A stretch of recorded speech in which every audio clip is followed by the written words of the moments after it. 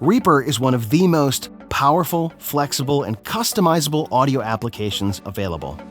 You can use Reaper for music creation and production, podcasts, voiceover, sound design, audiobooks, live performance, mixing for video, mastering, and much, much more. Like any new software, learning Reaper can be intimidating, but not with this course. Hi, my name is Dave Bodie, and in this course, you are going to learn how to use Reaper. I'm going to walk you through the very basics, like installation and setup, and give you a tour of the interface so that you know where things are and what they are called, which can sometimes be a challenge with new software. After that, you are going to learn about tracks, tempo, grid, and snap settings, recording live audio, recording MIDI and virtual instruments, editing MIDI, and editing audio. You are also going to learn how to edit using stretching so that you can clean up the rhythms of live recorded audio. After that, you will learn how to use effects, automation and envelopes, folders and groups, markers and regions, actions and customization, and rendering. Throughout most of this course, you will be able to follow along with me using project files and assets linked below. Now, even though this course covers the basics, at times I'm going to be moving really quickly because my goal is to pack as much content in as small a package as possible. Kind of like Envato Elements. With Envato Elements, you get access to millions of creative digital assets for one low price. I'm talking about stock footage, motion graphics templates, music, photos, vector graphics, fonts, sound effects, After Effects templates, and so much more. A single subscription gives you access to everything you need to create great projects. See for yourself at elements.envato.com. Now, before we move on to the next lesson, I have to answer a quick question that I'm sure many of you might have. Why Reaper? That's a good question because Reaper is not the only game in town, and I'm sure you know someone who is a professional musician or a studio engineer that uses something like Ableton, Logic, FL Studio, or maybe Pro Tools.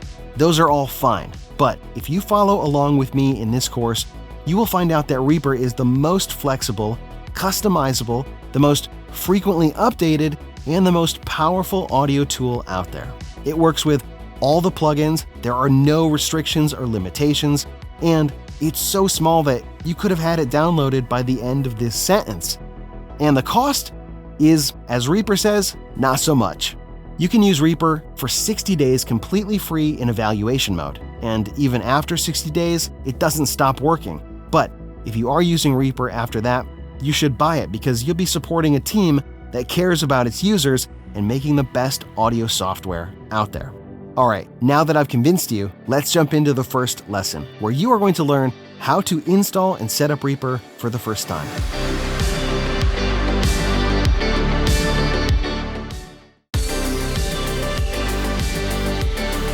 In this lesson, you are going to learn how to install and set up Reaper for the first time with some essential preferences.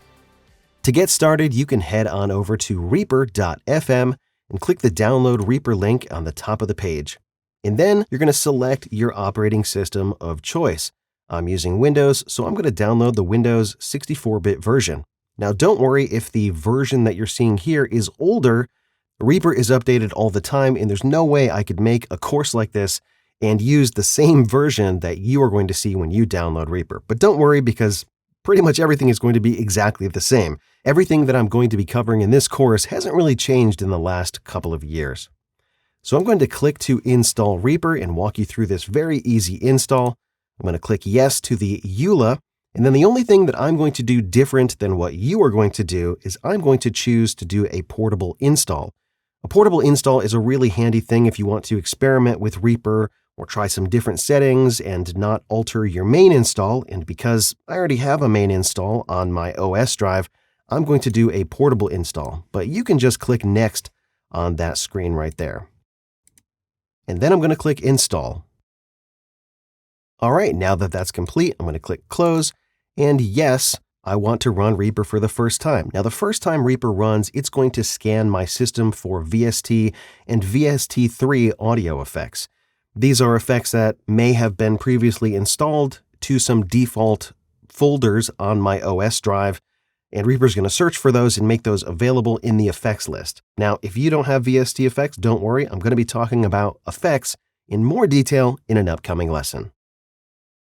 Next, Reaper's going to ask me if I want to select my audio device driver, and I'm going to click yes. Reaper opens up the preferences and takes me right to the device setting for my audio device. Now, if you're on a Mac, this is going to be a slightly different experience because on a Mac, you set up your audio device in your audio and MIDI settings in the system preferences, but it should be pretty easy to follow along. If you have any questions, just check out the Reaper manual. It's very, very good. The first thing that I want to do is click this audio system dropdown and show you that there are a bunch of options here. Don't let this confuse you though. There are only two that are really relevant. If you are using an external audio device, a USB audio device or a FireWire audio device, you want to choose ASIO. ASIO stands for Audio Stream Input Output, and it's a high-performance driver protocol that is definitely going to be what you want to use because it gives you a lower latency experience. If you are not using a USB or FireWire audio interface and you're on Windows, you're going to want to choose the Wasapi option down here. That's the Windows audio system, and it's going to be perfectly fine to use to follow along for this course. Now, because I am using an audio interface, I'm going to choose ASIO, and then I'm going to jump down here to the driver section and select my specific audio interface because I have used and am using multiple audio interfaces with my system, so I'm going to select the Motu M series. I'm currently using a Motu M4. It's a very good unit. Next, I'm going to configure my inputs and my outputs. Now, by default, there may not be anything that you need to change here. Reaper automatically selects the first and second input if you have two inputs available, and the first and second output. I happen to have more inputs available, so I'm going to choose number 4 here because I have 4 analog inputs, and inputs 5 through 8 are actually digital loopback inputs, and they're not going to be really relevant for this course, so I'm going to keep it to the first 4 inputs. On the output side, I'm also going to select my last output so that I have all 4 outputs available for Reaper, and I'm good to go. In this bottom section, there are some more technical audio settings that you may or may not need to tweak. For me, I'm not going to mess with these because if I click this ASIO configuration button, my device driver is already set to 48 kilohertz or 48,000 hertz as a sample rate, and it is set to a buffer size of 128. Now that works for me. If you are unsure of what to use, you can set up your audio device to use 44,100 hertz as a sample rate and 512 as a buffer size. As long as you set that up in your ASIO configuration, in other words, whatever software came with your device, you don't really need to click this button to request a sample rate or a block size. So I'm going to leave all of these options unchecked. Since we have preferences open, there are a few more things that I want to go over that will make your life a lot easier as you move forward in Reaper. If you scroll up this list and then click on Paths, I would recommend setting up some default paths. First, set up a default path to save new projects. I'm going to click Browse, and I'm going to go to my portable drive, and I already have a folder called Reaper Saves. This way, every time you hit Save in Reaper, it's going to save in this location. Now, you can change that, but I think it's really handy to have one location where you kind of default save all of your projects. I'm not going to set a default render path because if I leave this empty, it's going to render my project in the current project directory, which I know will be in a subfolder in this Reaper Saves folder right here. However, I am going to set a default recording path, and I already have a folder set up called Reaper Media. This is in case, for whatever reason, if I start recording and I don't have a project saved, I know where that audio file is going to be if I need it later, which is unlikely, but it's nice to set up now. And then I'm going to click this button right here to store all peak caches or repeaks in an alternate path. By default, when you insert audio files into Reaper, it creates a little repeak file and puts that right next to the audio file wherever it is on your hard drive. That repeak file represents the waveform that you see inside of Reaper. And that kind of drives me nuts because it makes my files kind of bloated. If I pull in 10 files, now I have 20 files in that folder because for every one of those wave files, I now have a repeak file that's going to sit right next to it. So instead, I like to set a folder here for all of my peak files. And I already have a folder set up right here called repeaks. You can name it whatever you want. And that way, anytime I am importing audio files, it's going to put all of those peak files in that repeaks folder. The next area that I want to show you is in the project section right here in project settings. One thing that I would recommend is that you check this button right here to have Reaper prompt to save on a new project. With this option enabled, anytime you create a new project, Reaper is just going to come up with a save dialog box, and I would recommend that you just save whatever you are doing. Even if you're just opening up Reaper to mess around or experiment, you have a record of that. And that way, if you come up with some amazing idea, you have it saved. Down at the bottom of this page, there are several options having to do with project saving. You can keep multiple versions of your project. You can keep a timestamped backup. You can keep your undo histories. And you can explore what all of those things do in the Reaper manual. However, the one thing that I would recommend that you do is enable autosave or a timestamped backup. And you have options for that as well. You can select the frequency at which a timestamped backup is created. By default, this is 15 minutes. I would recommend dropping this to like 5 minutes because you can get a lot of stuff done in 15 minutes. But in order for this to work, you need to select either Save to timestamped file in project directory, which will create a timestamped backup next to your save file, wherever that is, and / or you can also enable Save to timestamped file in additional directory. So you could, for example, put this on another drive, and then you kind of have a safety system in place where you have an alternate location where you are creating an autosave of your project. I have a folder on my Z drive called Z Backups, and that will create a timestamped file in that folder. You can also select when to create this timestamped backup or this autosave. By default, it's selected to when not recording, but you can choose when stopped or anytime. If it's anytime, you may have an issue when you are recording, and it may cause an interruption there. So either when not recording or when stopped is probably your best option. And that's pretty much it for preferences. Next, Reaper's going to come up with a little nag screen saying, hey, Reaper's not free. It's a paid product. If you use it for more than 60 days, you are required to buy a license. And like I mentioned in the previous lesson, Reaper is a great value, $60 for a personal license.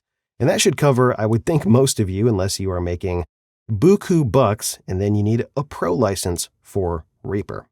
Now, there's one more setting in Reaper. I know this has been a lot of settings in this lesson, but there's one more setting that I think is really handy to show you right now, and that is in project settings. So if you click this little button right here, we're going to jump into project settings for just a second, and then we'll hop over to the media tab, and I would recommend that you type in something like audio files into this top box here. This way, every time you create a project, you save your project, and you start recording in Reaper, Reaper's going to create a subfolder wherever you have your project saved, and all of those audio files are going to go into that folder. It makes file management way easier. Now, you still have another location in case you are recording when you didn't save a project, but you're going to save your projects, aren't you? That's what I thought. So I would recommend typing something like audio files or recorded media or something like this, and that way your file organization is going to be a lot better. I'm going to click Save as Default Project Settings, and that's it. Coming up next, you're going to get a tour of the Reaper Workspace.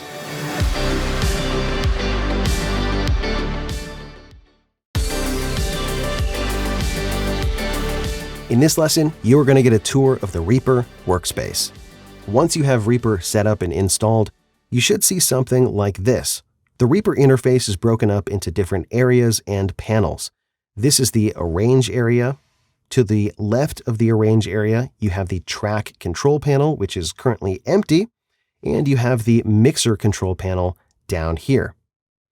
I'm going to get rid of the Mixer Control panel because it takes up a little too much space. So I'm going to come up here to View and then uncheck Mixer. And now we have a little bit more space to work with. Next, I want to get some audio inside of Reaper to better explain what we can do in the Arrange area over here and the Track Control panel. So to do that, I'm going to pull in some demo files that I have provided to you, and they should be linked in the description of this video. There'll be a zip file. If you unzip that, you will find a folder in there called Demo Track 95 BPM. Now, because these files were recorded at 95 BPM, before I drag them in, I want to jump back to Reaper and just set my tempo down here in the transport bar to 95. I'm going to explain why I'm doing that now in an upcoming lesson, but for now, just follow along. And now we can click and drag in the drum file right here.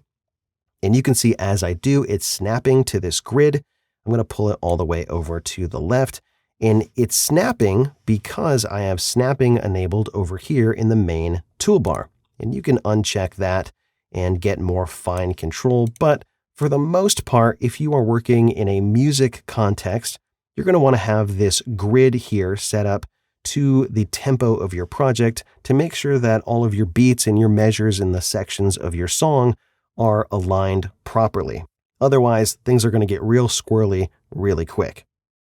So now that I have my drums inserted into Reaper, you can see that Reaper created a track. It's track number 1, and it automatically labeled it drums based on the file name, and I can press spacebar to play.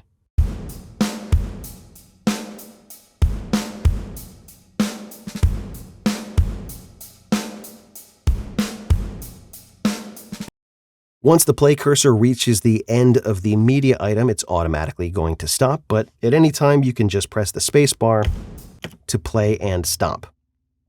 So, like I said before, this is called the Arrange area, and this is where you can arrange your media items. In Reaper, this is not called an audio clip, it's called a media item. And media items can be audio, they can be MIDI, they can be video, and they can even be graphics like a JPEG or a PNG. And you also don't need any special kind of tracks. A track in Reaper is a track. It doesn't matter if it has audio on it, MIDI, video, graphics. In fact, you can have one track contain multiple things with multiple different channels of audio. So you can have mono, stereo, multi-channel, MIDI on the same track. It doesn't matter, which is a really cool feature of Reaper. So let's get another audio file in here. Let's pull in the bass, and I'm going to pull that down below my drums, just like this. And you can see I now have 2 tracks over here. Let's check out what this sounds like.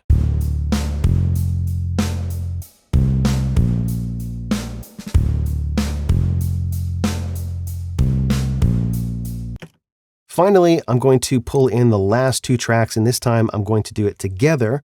I'm going to select the guitar and the piano and then pull those down below the bass.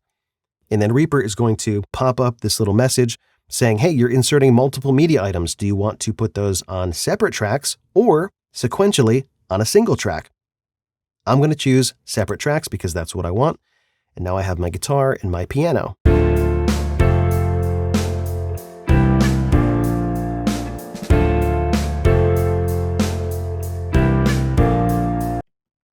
Very cool.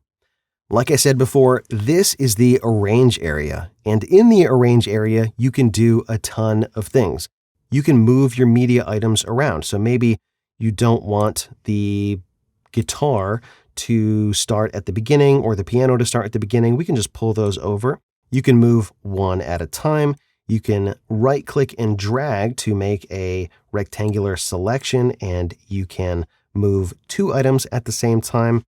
If I put the mouse on the edge of the media item and drag to the right, you can extend the length, and this will automatically loop because looping is enabled. If you right-click on a media item and go to settings, you can see loop item source is enabled, and that is enabled by default, although you can change that in the preferences if you don't like that.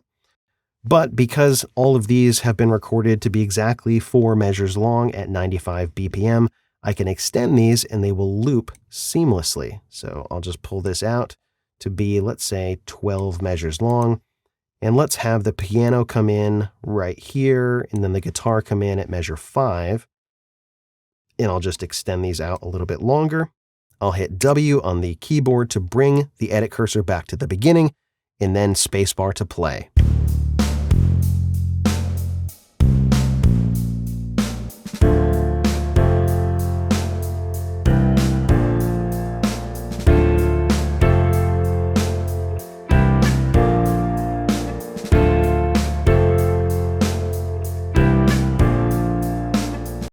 Very good. It's not incredibly interesting, but it's good to use for a little demo like this. So the arrange area is where you can move things around, you can edit, you can make things shorter or longer by adjusting their length. You can fade items in, you can fade items out. You can see when I put the cursor to the edge of a media item on the top, so the top right edge or the top left edge, the mouse turns into this little fade tool here, or if I bring it down, it becomes a trim tool like that. And I'm going to go over all of those edit type functions in another lesson, so don't be too overwhelmed with all of those things that I didn't really explain well. I'm going to explain all of those more in an upcoming lesson. One thing that I do want to cover now is how to navigate around in the arrange area right here, because you're going to see me do all kinds of things like this. I'm going to be zooming in and out and moving all around. So let me go over just a few things. If you want to zoom in to a particular section, there are multiple ways to do it. One of the things that you have to learn about Reaper is that there's 50 different ways to do everything, which is great because you can make Reaper work how you want to work. But how I usually do it is set the edit cursor to the point that I want to zoom into, and then I use the mouse scroll wheel to zoom in. And it's going to zoom in to wherever I have that edit cursor set on the screen, which is very handy. So if I want to check out this section right here, I'm just going to click and set the edit cursor there and then scroll in to zoom into that section. So let's say you want to make your bass track taller. What I usually do is hold down Control and then scroll with the middle mouse button. Now, by default, what Reaper is going to do is zoom into whichever track is in the center. So if I want to zoom into the bass, that becomes a little bit tricky because right now it's zooming into the piano, which is not what I want. But let me show you how to fix that. I'm going to hit Control P and jump into the preferences, and I'm going to type in this little search box here, vertical zoom. This search feature in the preferences is absolutely amazing. I don't know why every application doesn't have this because it's fantastic.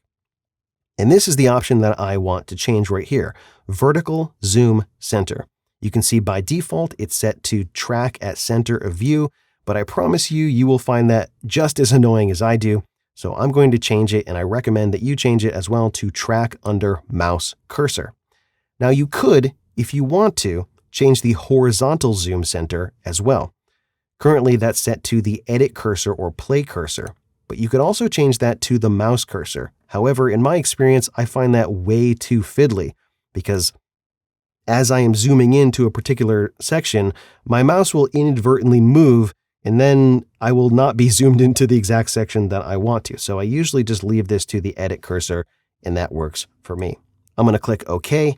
And now when I hold down Control and I scroll up, you can see it's going to zoom into whichever track or media item is underneath my mouse cursor, which is exactly what I want.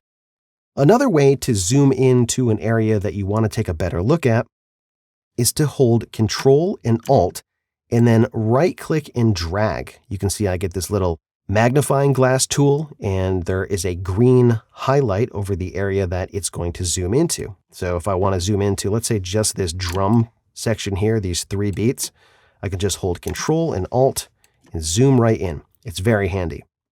If you want to zoom out horizontally all the way, there is a keyboard shortcut for that. It is Control, page down. And if you want to minimize the height of all of your tracks, you can use the tilde key, which is just to the left of the 1 key on the keyboard. You can also use these scroll bars on the side, and just below this vertical scroll bar, there's a little plus and minus button, I guess. You can click those to increase the height or zoom in vertically. And the same thing here, you can zoom in horizontally by clicking and dragging or pressing these little plus and minus buttons here just to the right of this scroll bar. I don't usually use these scroll bars because I think they're just a little bit too fiddly. There's a few other things that I want to show you. One of those is making a time selection. So if you click and drag in the arrange view here, as long as you're not over a media item, because if you click and drag a media item, that's going to move the media item. But if you go up here to the ruler area, which is what this area is right up here. You can click and drag to make a time selection.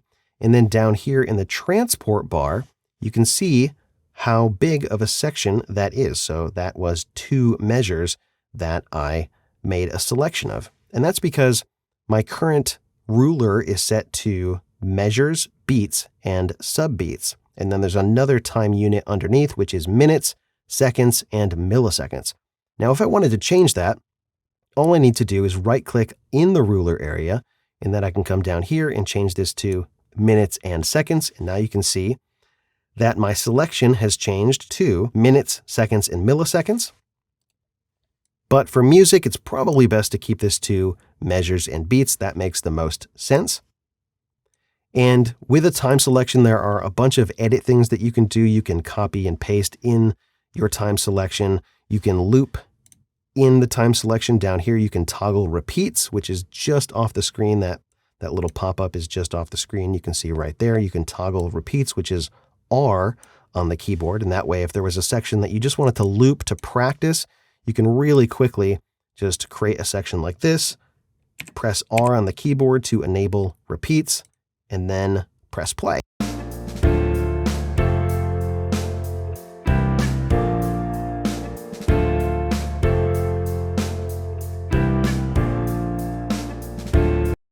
I'm not going to go over all the things that you can do with the time selection, but I'm going to cover more of those in an upcoming lesson on editing, and you're going to pick up more of those things as I go throughout this course.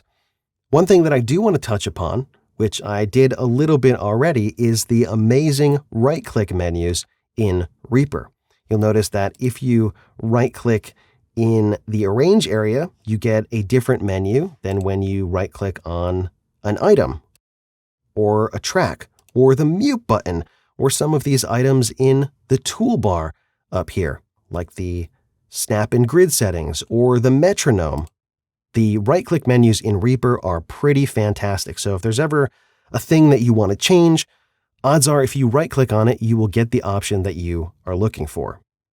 Down here, like I mentioned before, this is the transport bar, and you have all of your typical transport buttons like go to the beginning of your project, go to the end of your project, record, play, toggle repeats, stop, and pause. All of those have keyboard shortcuts, which you can change if you want to.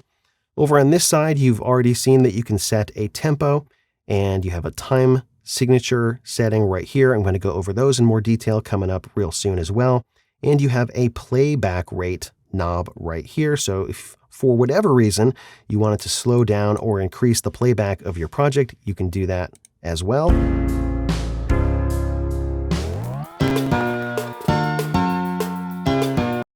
Changing the playback may not seem super relevant right now, but there are plenty of times that I use that. For example, when I'm editing an audiobook or voiceover, a lot of times I can edit at 1.5 or 2x speed to save me a lot of time because I can process the dialogue a lot quicker if it's running really, really fast. And there's also an option here that I want to show you that's just off the screen. Let me just bring this over just a little bit. And that is to preserve the pitch in audio items when changing the master play rate. And that's really handy because if you do change the playback rate, you can keep the pitch exactly the same. In the top left section of the screen, you should see the main toolbar, and this is where you will find common buttons like New Project, Open Project, Save Project, Project Settings, Undo, Metronome, and more. This is called the main toolbar because there are actually multiple toolbars that you can switch to. In fact, there are 16 different toolbars that you can use in addition to the main toolbar, and all of those, including the main toolbar, can be customized. So if you didn't want some of these buttons in here, like maybe you already know the keyboard shortcut for New Project and Save, and you want to get rid of those buttons and replace them with something more useful, you can do that, which is awesome. And then finally, this is the track control panel, which I mentioned before, and I'm going to be covering tracks in the track control panel in more detail in the next lesson, so check that out coming up next.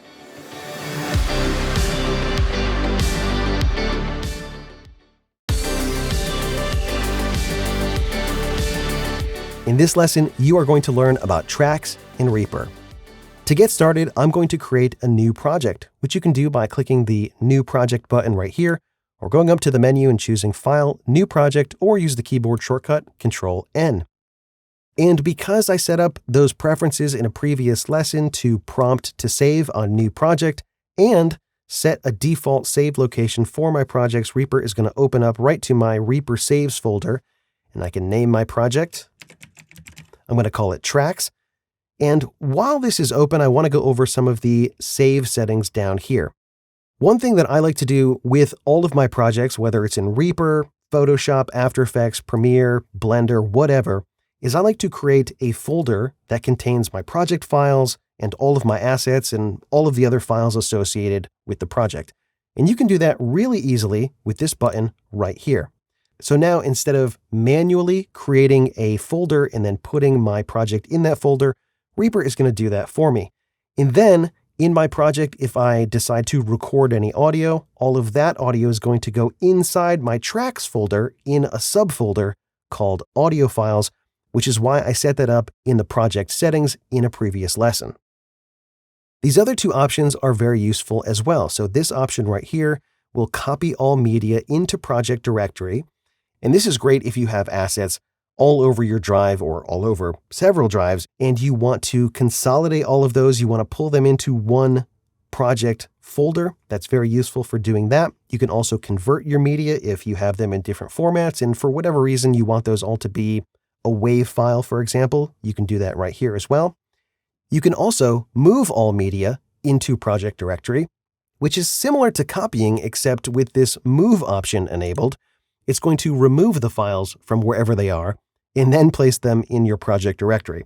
This is great for some things and maybe not so great for other things. For example, if I'm doing a sound design project, I have a sound design folder with thousands of sound effects in it. And if I inadvertently checked this and then saved my project, whatever sound effects I was using in my Reaper project will now be removed from all of my sound design folders and put in my project folder, which means the next time I went to look for those sound effects, they wouldn't be where I was expecting them.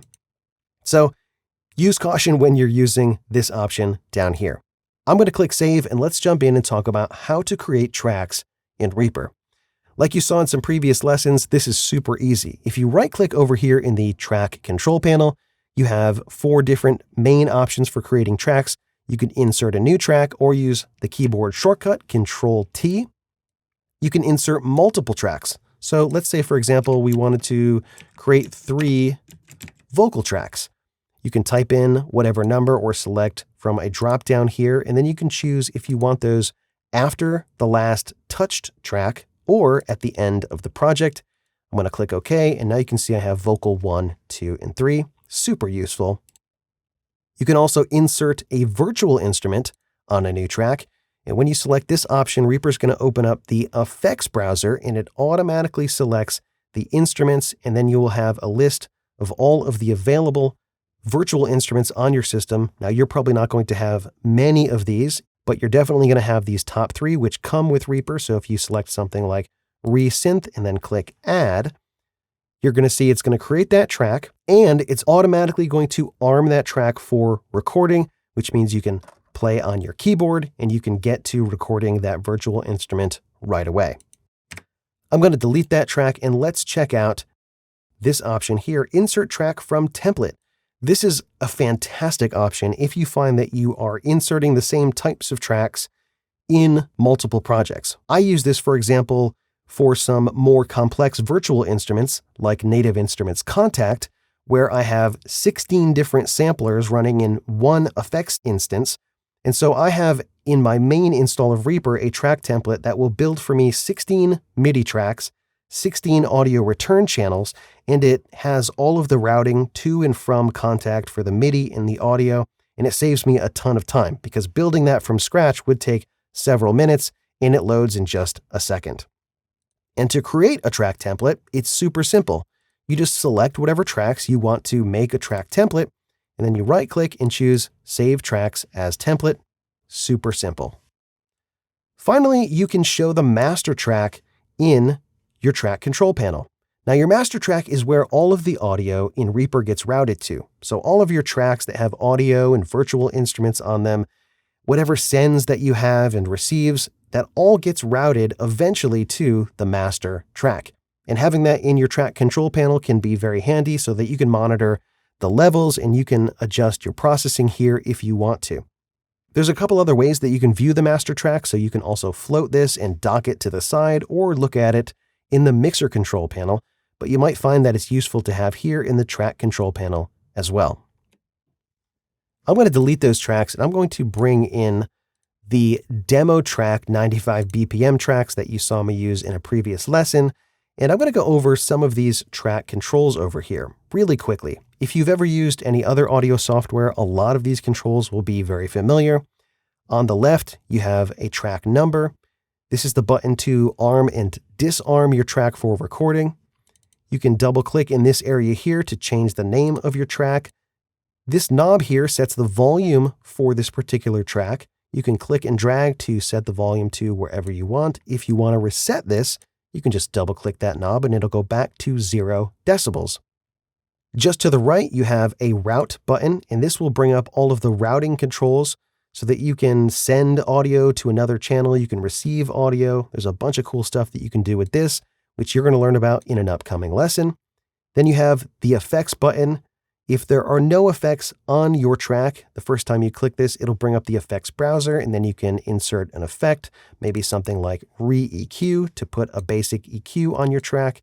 And once you have an effect on your track, you'll see that this turns green to let you know that there are effects on this track.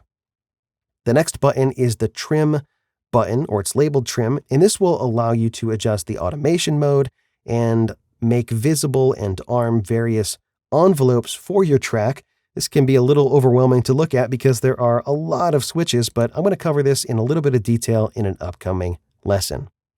And then finally, you have the pan control right here, and this adjusts how much of your audio gets routed to the right channel or the left channel. By default, all of your tracks will be right in the center, meaning even if they're a mono track, it's going to send an equal amount of amplitude to the right and the left channel, but you can click to adjust that here. And just like the volume, if you double click this knob, it will reset to the center.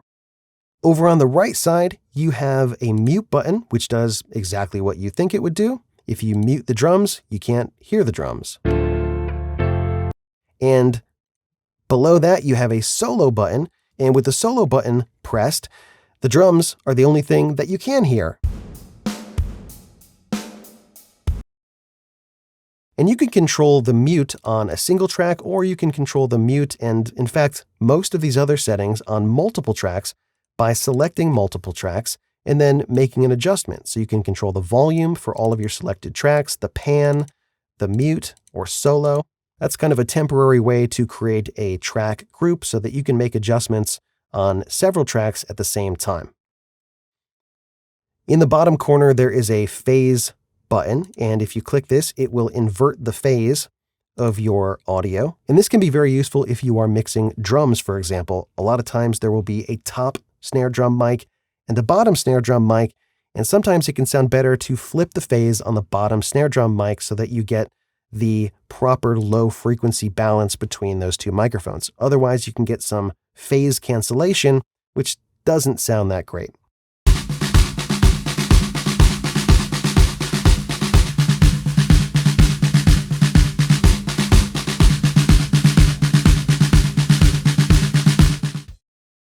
Right here is a meter, which right now doesn't look like much because audio is not playing. But if I play,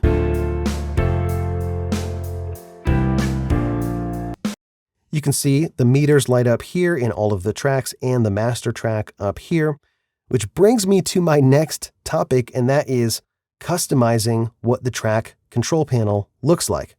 So you'll notice that this is a knob, and you may prefer to have something like a fader instead of a knob. Well, that's super easy to change. If you go to the menu and select Options and then come down to Themes and Theme Adjuster, and you go over to the track control panel, you'll see that there's a lot of settings that you can change. And you can experiment with this on your own, but I just want to point out a few things right now. First is that you can make simple adjustments to the size of various elements. So the volume size right now is set to knob. If you move it up just a little bit, it turns to a fader, and you can make that bigger, and you'll see that all of the other elements kind of wrap around to adjust, which is very handy. I'm going to set that back to a knob.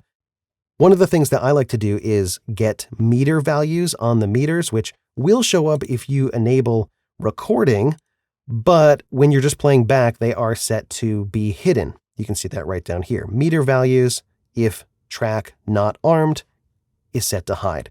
So if you uncheck this, then we should see meter values here, but we actually don't. For some reason, they don't show up when the meter size is set to 20 unless we increase it and then put it back. I don't know, that may be a bug that I'm going to have to send to the Reaper team, and that'll probably be fixed in the near future. But there's a bunch of other settings that you can change here. You can change the size of the meter. You can put it on the left if you want, and a whole lot more. You can also see that there are multiple layouts for the track control panel, and you can adjust that right over here. So if you right click on one of the tracks, way down here you have options for track layout, and you can select the track panel, and then it's just off the screen here, but I have a B and a C. I don't know if I can get that to show up here. I'll make my tracks real tiny. Track layout, mixer panel. Yeah, it's just barely on the screen there. So if I select B, it's actually just going to be for that first track because that was the only one selected, but I'll select all my tracks and change them to the B layout there. And you can see that that has a different look to it, and some more elements are visible. It also changes the volume to a fader. And then there's also a C layout here, which arranges things a little bit differently. So you can have different layouts. You can customize each layout, and you can use them in different situations if you want, which is very cool. You can also change the colors of your tracks, which is something that I find very useful. To do that, with all my tracks selected, I'm going to change the color on all of them. I'll just right click on one of them and come down to track color. And then I have options to set all of them to one custom color. To set them all to random colors, I can set them all to one random color, or change them all back to the default color, which is this lovely gray right here. I'm going to choose random colors. And then if you want to tweak those even further, you could set an individual track to a particular color, or you could jump over here to that theme adjuster again and hop over to the custom colors tab right here. And on this tab, you can see that there are a few different palettes that you can choose from. If you want to just update the random colors, you can click this Recolor Project using this palette button, and that will update the colors and cycle through several variations. You can select all of your tracks and set them to one color if you want. I'm going to undo that. Or you can pick a different color palette, something like Vice, which is super bright down here, and then cycle through some of these options. I think that looks pretty cool right there. Another option that you have for changing the look of Reaper is to install a different theme. And I want to show you that really quick. So I have downloaded a theme called White Tie Imperial, and I can install this to Reaper really easy. I'm just going to drag it right into Reaper, and then it's going to install and apply that theme. And this completely changes the look of Reaper to this very kind of skeuomorphic design here with these cool looking hardware buttons that glow. I think this is really cool. And there are tons of themes for Reaper, hundreds and hundreds of themes that completely change the look of the buttons and the colors. Some change it a little bit, some like this one change it an awful lot. If you want to go back to the default theme, you just go to Option, Themes, and then I'll just select Default. I actually like the stock version. I think this looks pretty slick, especially with the tracks colored. I don't much like the gray track aesthetic, but I think this looks pretty great. All right, that's pretty much it for tracks and track controls. I touched on a bunch of different things, and you're going to see a lot of the things that I talked about covered in more detail coming up in the next several lessons. But coming up next, you're going to learn about tempo, grid, and snap settings.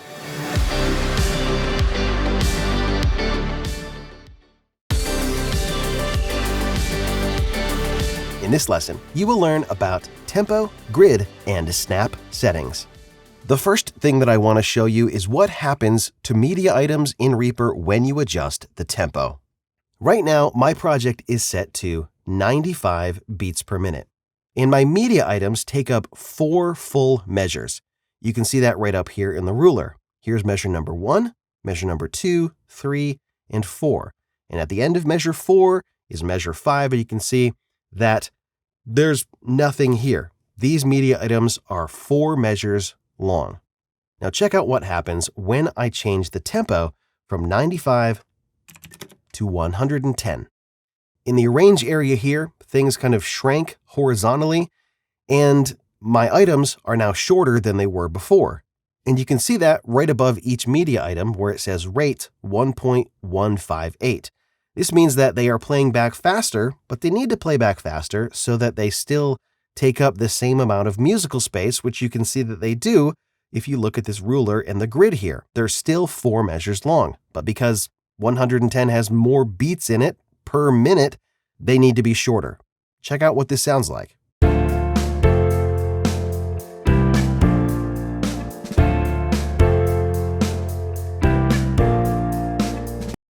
So what Reaper has done is it's done some time stretching to make these shorter, and it's kept the pitch exactly the same, and it still takes up the same amount of musical space, again, 4 measures. Now, if I adjust the tempo slower, Reaper will stretch the items the other way. I'm going to come down here and set the tempo to 80, and now you can see that the rate has been set to 0.842. And check out how this sounds.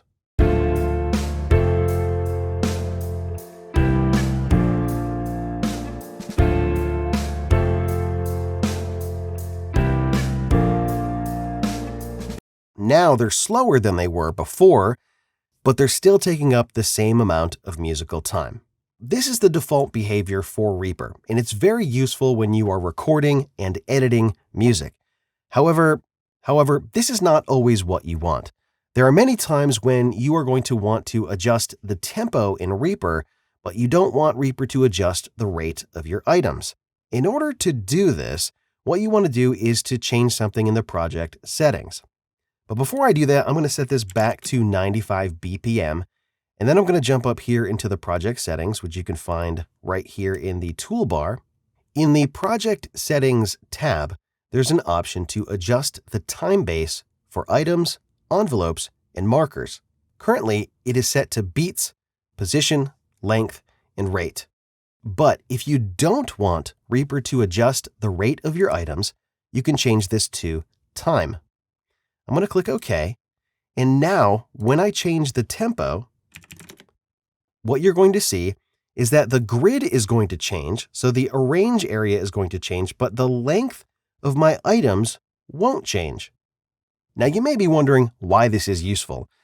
Well, sometimes what I need to do is edit some pre-produced music, and what I want to do is to align the grid to my music, and I don't want the rate of my music to change. And so when I'm doing that, I change the time base over to time so that the rate of my audio item doesn't change. Other times, I will be editing a voiceover, a podcast, or an audiobook in Reaper. And for those projects, I also set the time base to time so that I don't inadvertently change the tempo and alter the rate of my dialogue tracks. Let's look at another example. In this example, I have a simple project with 1 track. This track has a virtual instrument on it from Spitfire Audio. It's a simple drum kit. And in the arrange area, I have a MIDI item that has a simple drum beat that repeats.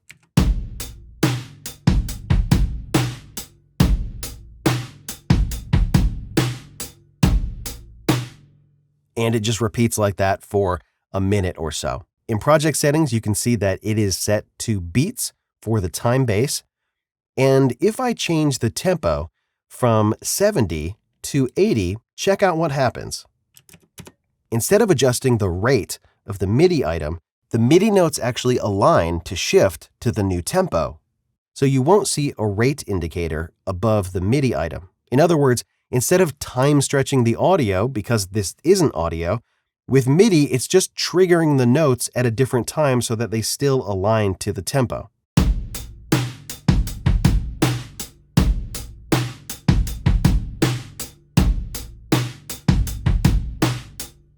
You can also have more than 1 tempo in your project by inserting a tempo marker. I'm going to come over here to measure 5 and insert a tempo marker. You can add a tempo marker by right-clicking in the ruler area and choose Insert Tempo Time Signature Marker. You can also find that over here in the Insert menu, Insert Tempo Time Signature Change Marker, or use the keyboard shortcut Shift-C. There are several options here, starting with the tempo. I'm going to change this to 120.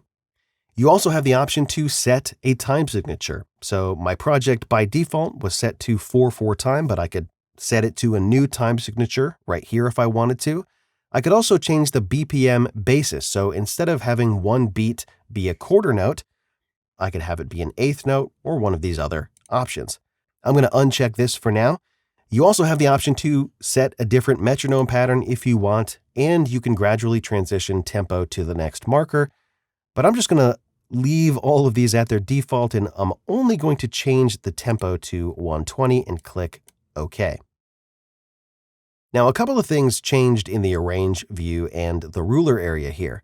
Now I have 2 tempo markers. This is the tempo marker that I just inserted, but anytime you add a tempo marker, Reaper's automatically going to add another tempo marker with whatever your tempo was originally at the beginning of your project. You can also see this blue line showed up here in the master track. And if you hover over this, you'll see that this is the tempo map envelope. So the envelope is this line representing what the tempo is at any given time in your project. You can see that right here, it's 120, and right here, it's 80. Let's check out what this sounds like if I play it back from measure 4.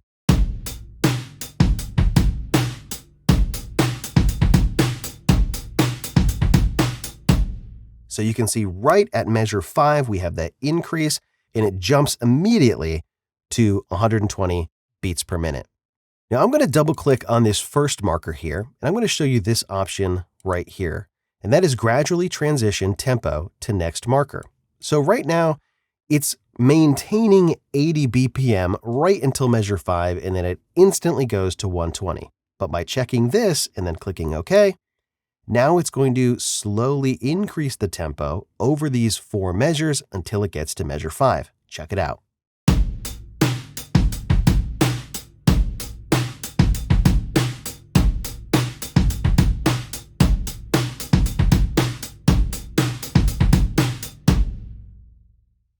There are more things you can do with tempo and time signature, but for now, let's talk about grid settings. I'm going to jump back to my previous project and take a look at the grid. The grid is made of these vertical lines in the Arrange area, and you can enable and disable the grid with this button right here in the toolbar. So you can turn it off and you can turn it on right here.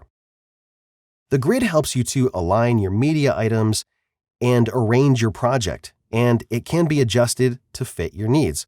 Currently, the grid is set to quarter notes, and you can change that by coming up here to the grid button and right-clicking on it, which opens up the Snap Grid settings. The top section of the Snap Grid settings deals with the grid, and the main thing that you want to adjust here is the grid line spacing. Like I said before, it's set to quarter notes, but often I'll change this from quarter notes to something like eighth notes or even 16th notes, and you can see when I do that, there are a bunch of more grid lines that show up here in the Arrange area. And that's very helpful if I'm trying to align things with a little bit more precision. And I have these grid lines to help guide me to see exactly where those 8th and 16th notes are. And you have several other options to choose from. You can do 1, 2, and 4 measures, and you can even set this to frame, which sets it to your video frame rate, which you can set in your project settings. These options here with the T at the end stand for triplet. So this would be quarter note triplet, 8th note triplet, 16th note triplet, and 32nd note triplet. There's also an option down here where you can swing your grid, and you can adjust the swing of your grid. But honestly, this is something that I have never used. And that's because in jazz music, swung 8th notes are the same thing as a quarter 8th triplet. So usually if I have a project that has anything to do with swing and I want my grid to be showing me a swung rhythm, I will just set this to 8th note triplets. And that works just fine for me. But you can do whatever works best for you. The Snap Enable button is right next to the Grid button. Snapping allows you to easily align your items, markers, and envelopes and the cursor to whatever you have the snap setting, set to. Right now, if I try and move my media items, what you'll see is that they jump from beat to beat because snapping is enabled, and it's going to snap this media item from beat to beat. There's no way to put it in between these two beats unless I disable snapping, which you can do by clicking this button here or use the keyboard shortcut Alt-S or Option-S on the Mac. And if you disable snapping, now you can move this much more freely and with a lot more precision. But like I said before, it's a lot easier to arrange and move your media items around, especially in a musical context, if snapping is enabled. So I'm going to turn that back on, and you can see that things will snap really nicely. The Edit and Play cursor also snaps to the grid, and it will also snap to other things in your project, which you can set in these snap settings right here by right-clicking on the Snap button. This whole section deals with snap settings. I'm not going to go over all of these. I'm just going to show you a few things. One of those is what you can snap to. So there's two lines here that you'll want to check out. This one here will snap media items, selection, and cursor to selections, markers, or cursors. And down here, you can snap media items, selection, and cursor to the grid. And you can uncheck those and make it work however you want. So let's say you didn't want to snap media items to the grid, but you still wanted to snap media items to selection, marker, and cursor. Well, check this out. With that unchecked, now I can move this along and it won't snap to the grid. However, it will snap to my edit cursor. So if I come over here, you'll watch and it's snapped right there. If I make a time selection, it will also snap to my time selection, which just so happens to be snapping to the grid. However, I can uncheck selection from the grid, and now I can make a free kind of time selection, and my media item will snap to that time selection, which is very handy. Now you can make this effect more dramatic by going into the snap setting and changing the snap distance. So if I bump this way up to something like 30, and I do the same thing and I move this from right to left, you'll notice that it will now jump right to that cursor and time selection from what looks like a larger distance away because that's what it's set to. Now it's going to snap from about 30 pixels away, and now I have to pull this to the right 30 pixels before it's going to move. So it just makes the snapping perhaps a little bit more effective or a little bit more aggressive if you want to think of it that way. Snapping and the grid are super useful tools for making sure all of your items, your markers, and your envelopes are exactly where you want them to be in your project. All right, coming up next, you're going to learn about recording.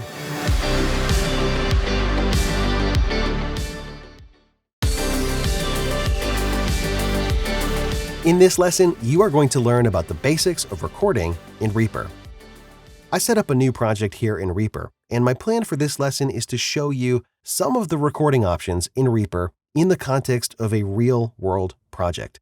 And you'll be able to follow along for the most part with the files in the description. So the first thing that I'm going to do is to come down here and pull in some drums into my project so I have something to record to. Now you'll have access to this file in the link in the description. There'll be a bunch of project files in there. There'll be a folder called Just Won't 124 BPM. And inside of that folder, there'll be a drum track right here. And I'm going to pull this into my project. And when I do, Reaper is going to come up with this pop-up here with a couple of options because it has detected, I think, that 124 BPM is in the file name. And it's smart enough to know that if there's something that says BPM in the file name, it probably has something to do with tempo. And I have a couple of options here. I can adjust the media based on this tempo, or I can ignore tempo suggestions by media. Now, if I select this first option, what Reaper is going to do is stretch my drum track so that it fits 120 BPM because that is what my project is at. And that would make sense in a number of circumstances, but not this circumstance. So instead, what I'm going to do is ignore the tempo suggested by media and click OK. And then I'm going to set my project to be at 124 BPM. Now, before I do that, I'm going to jump into project settings and set the time base for my items, envelopes, and markers to time. Select OK. Come down here, change this to 124. And then I'm going to slide over this drum media item here, right to measure 2. And let's check out what this sounds like.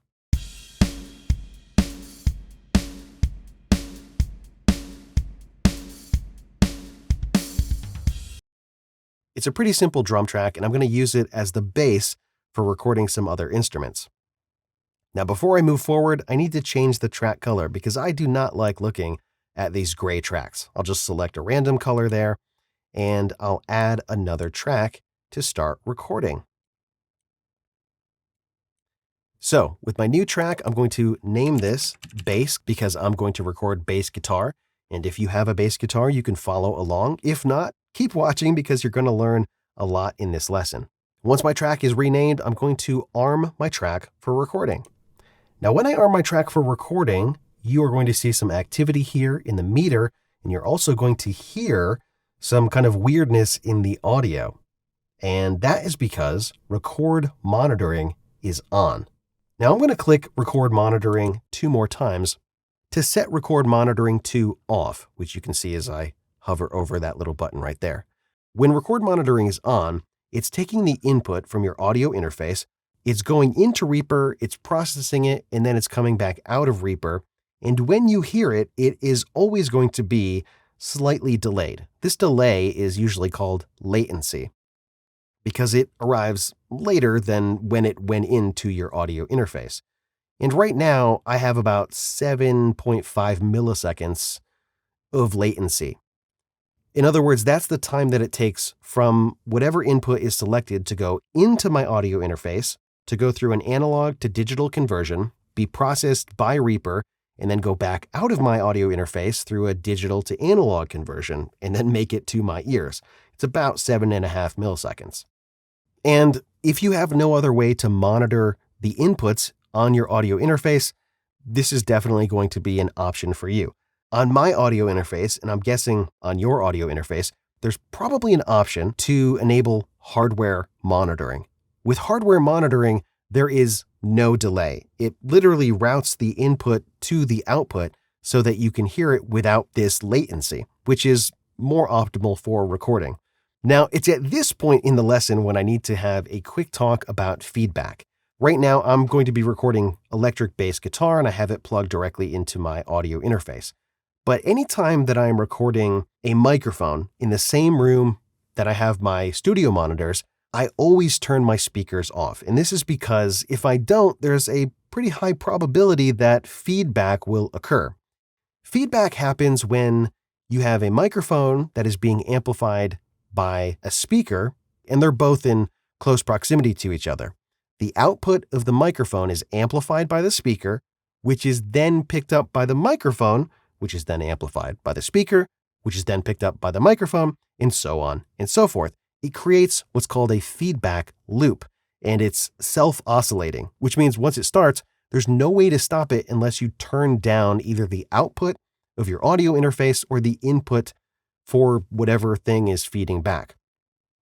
Feedback is problematic for 2 main reasons. Number 1, it can damage or destroy your speakers. The second issue is that feedback can occur very, very quickly, and the level coming out of your speaker can be so loud that it can cause permanent hearing damage. And you are not going to be able to turn it down, either the gain of the mic or the output of the speaker, in time to save your hearing. Human reaction time is just not that fast. And so it's my opinion that it's just not worth it to have my speakers powered on anytime I'm recording with a microphone. Because let's face it, humans make mistakes. We get tired, we get distracted, and at some point, you will plug a microphone in and your speakers will be on, and they'll go into feedback if you don't practice this kind of power off habit that I'm advocating for here. And if that happens, there's a real chance that you could lose your hearing, at least partially, forever. And that is just not a chance that I'm willing to take. So anytime that I have a microphone plugged into my system, I take the 10 seconds, get out of my chair, walk over, and just power down my speakers. All right, with that out of the way, let's record some bass. So what I need to do is change the input from input number 1 here to input number 2. And this is where I have my bass guitar. And I don't need to turn on record monitoring because my audio interface has hardware monitoring, and that's going to work out just fine. So I'm going to record bass here on track number 2. And my drums right now are coming in at measure 2. Now, the reason why I didn't pull these over to measure number 1 is because if I record anything before measure 1, or I play anything before measure 1, it's not going to be recorded. So I usually like to start at measure 2, and that way I can have a little bit of audio. Maybe I'll do like a slide or something into the first beat, something like that. And this way I can capture that. I also want to come up here and enable the metronome so that I can actually hear what's happening in the first measure. Otherwise, I'll never come in at the right spot. So with the metronome enabled, when I play this back, you can hear a little metronome in the background. Now, usually what I like to do is change the metronome settings because by default, they are a little bit quiet. So I like to bump up the level quite a bit. And I also like to switch the frequency. By default, Reaper uses a sine wave as the metronome, and it has a low frequency for the first beat and a high frequency for the secondary beat. And I like to switch these around because every metronome that I have ever heard growing up goes beep, boop, boop, boop, beep, boop, boop, boop. And the higher pitch is always the first one. So that just makes sense to me. You can do whatever you want. There's a bunch of options on this page, which are pretty cool. You can change the metronome sound. So instead of a sine wave, you can pick a sample. Maybe you want a cowbell or a woodblock or something like that. Download a sample from Envato Elements and load that up here, and then you can have your metronome sound like whatever you want. You can also enable a count-in before playback and a count-in before recording. Now, this is really handy if you are recording kind of in the middle of your project and you need to kind of start at one spot. Without a count-in, there's no way you'll be able to start recording right at that spot. So a count-in can help you kind of get a feel for the tempo before it actually starts recording. With that set, let me double check that the metronome sounds correct. Very good. I'm going to make sure the edit cursor is back to the beginning, and I'm going to record some bass.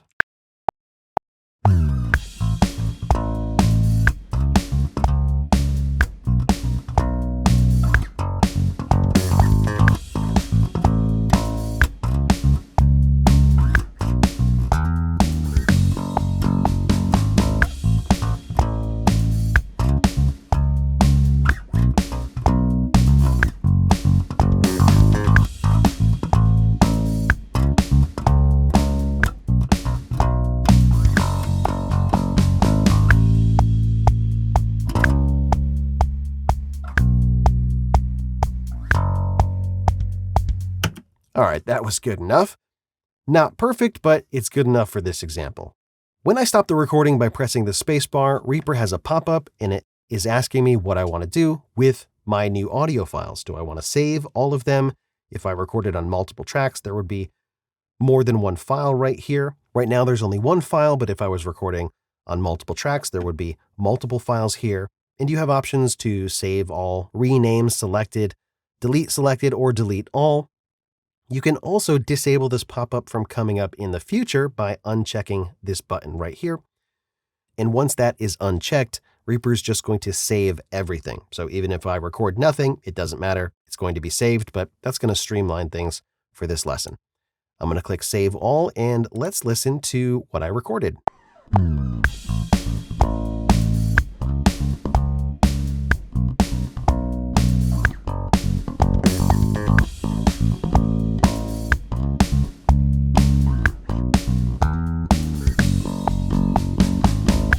Okay, that's not bad. It's pretty close. It's kind of hard to tell exactly how accurate that bass playing is because the grid is set to quarter notes, and I was playing a lot of rhythms in between the quarter notes. So I'm going to right-click on the grid button here and change the line spacing to 16th notes, and that'll give me a better idea of how close these notes were.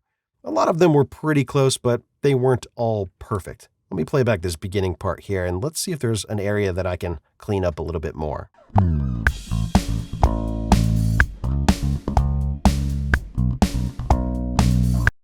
It sounds like the first two measures are pretty close, but they're just a little bit sloppy. Now, I could edit the heck out of this and make it sound perfect, but I'm just going to show you some options for punching in. Now, punching in is a process where you can record sections of your part or track or whatever without needing to record the entire thing over again, or without recording another track, which you can also do. What punching is going to do is put everything on the same track, and there are a bunch of different options for how you can handle that in Reaper. So let's say I wanted to record just the first two measures of this again. Well, one thing that I could do is just roll back to the beginning and just record over it.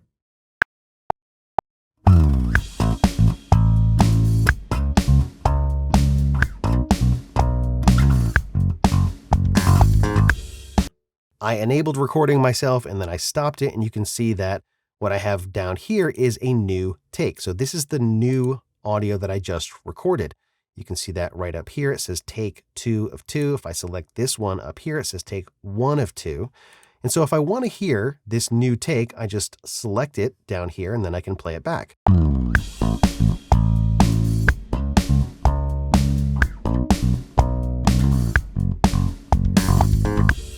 So that's called manual punching. And with manual punching, you can be playing back anything. And as long as you have a track armed for recording at any point in time, you can press record.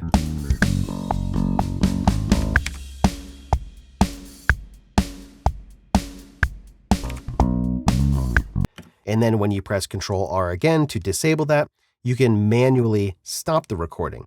And with this technique, you can kind of punch in anywhere you want, but it's kind of doing it on the fly. Now I'm going to undo that last recording, and I'm going to undo that recording right there as well.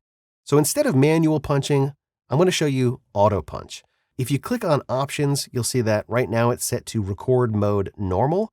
The next option down is record mode time selection auto punch.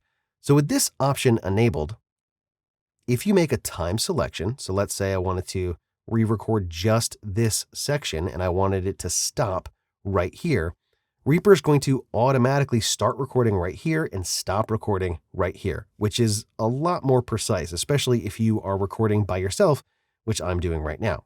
I'm going to press record and redo this intro section one more time.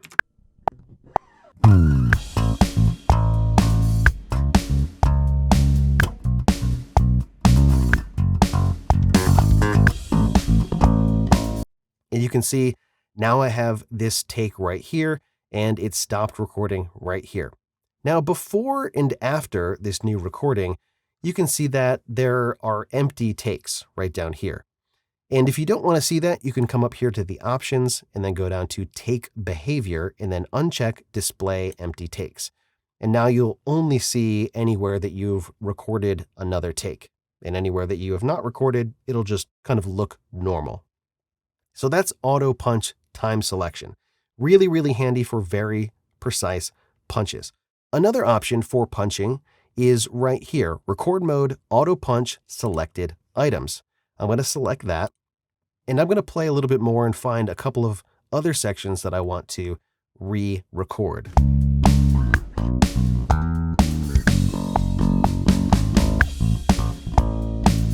Okay, so this section right here, this was a little bit sloppy. I'm going to put the edit cursor right there and then press S on the keyboard just to split this. And then let's see what we have after that.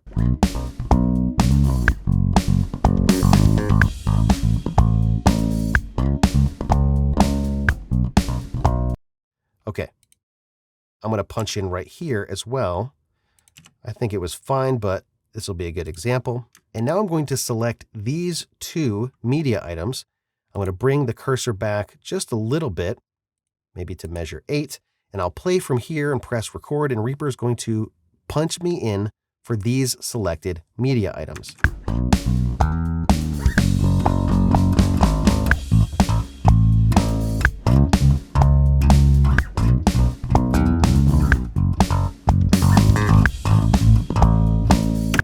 There we go.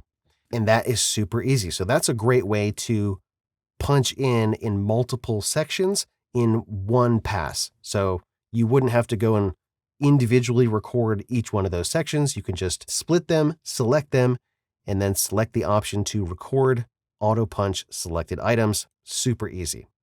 You can also get to those recording options if you right-click on the recording button right here.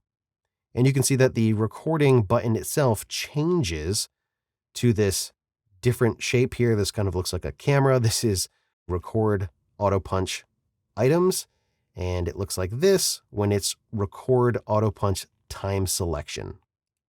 And when it's set to normal, it just looks like a normal record button. So now that you have takes, what are you going to do with them? Well, like I said before, you can select your take if you want to hear the first take, hear the second take, the third or the fourth, or however many takes you have. You just select the one that you want to hear in your song. Now that can be a little bit fiddly because at times, depending on what you're doing, it's very easy to inadvertently select a take that you didn't want. Like I just did it right there.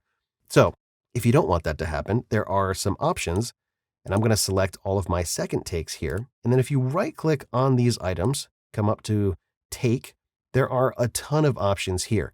There are two that are probably most relevant. One of those is to crop to active take, and the other one is to lock to active take. If you lock to active take, you can still see the old take, which is right here. This is take number 1, but you can't select it. So that's an option, and that'll kind of lock in whichever takes you have selected. I'm going to unlock those, and I'll show you the other one, which is crop to active take. This will make the other take kind of go away, and now you'll only see the selected takes, whichever they were. Now, if you jump over into the options and you come down to new recording that overlaps existing media items, there are different ways that you can handle what happens when you record over existing media items. By default, which it says right here, Reaper is going to split the items and create new takes. If you don't want that, what you can do is you can select one of these other options. You can trim existing items behind new recordings. This is called tape mode. So I'll just show you what that looks like here. I'll make a time selection and then set this to auto punch.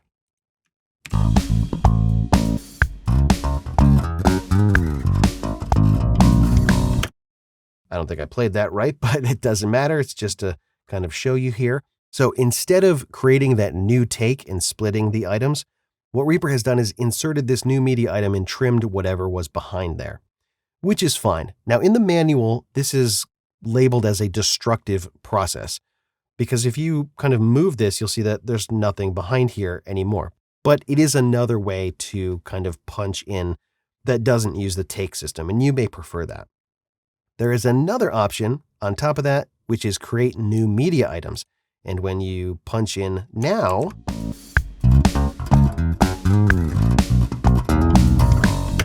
what Reaper is going to do is create a new media item and put it right on top of the other media item. Now, there could be a very good use case for this, but I haven't come across it. I don't know why this is something that you would want to do, because now what you have is two media items that are overlapping, which is not only difficult to see, it's going to sound like a hot mess. That to me does not sound good. Now you can make this a little bit more clear if you come up to the options and you select offset overlapping media items vertically. And now you can actually see a little bit more clearly that there's another media item under here. But I don't think that's probably the best recording option for most of your projects. Probably one of these first two is a better fit. So those are the basics of recording. There's definitely more ways to record, more methods and techniques, and more options that you can explore. But I think this is probably what you're going to be dealing with most of the time. Now, coming up next, you're going to learn about recording with MIDI and virtual instruments.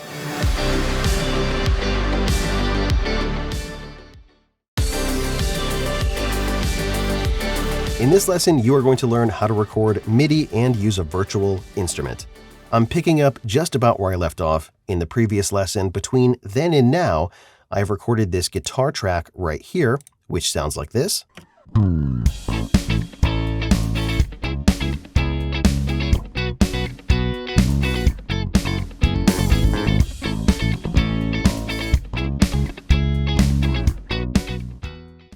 And then it repeats that same basic pattern again like you heard in the previous lesson. Let's talk about MIDI and recording MIDI into Reaper. MIDI is an acronym that stands for Musical Instrument Digital Interface.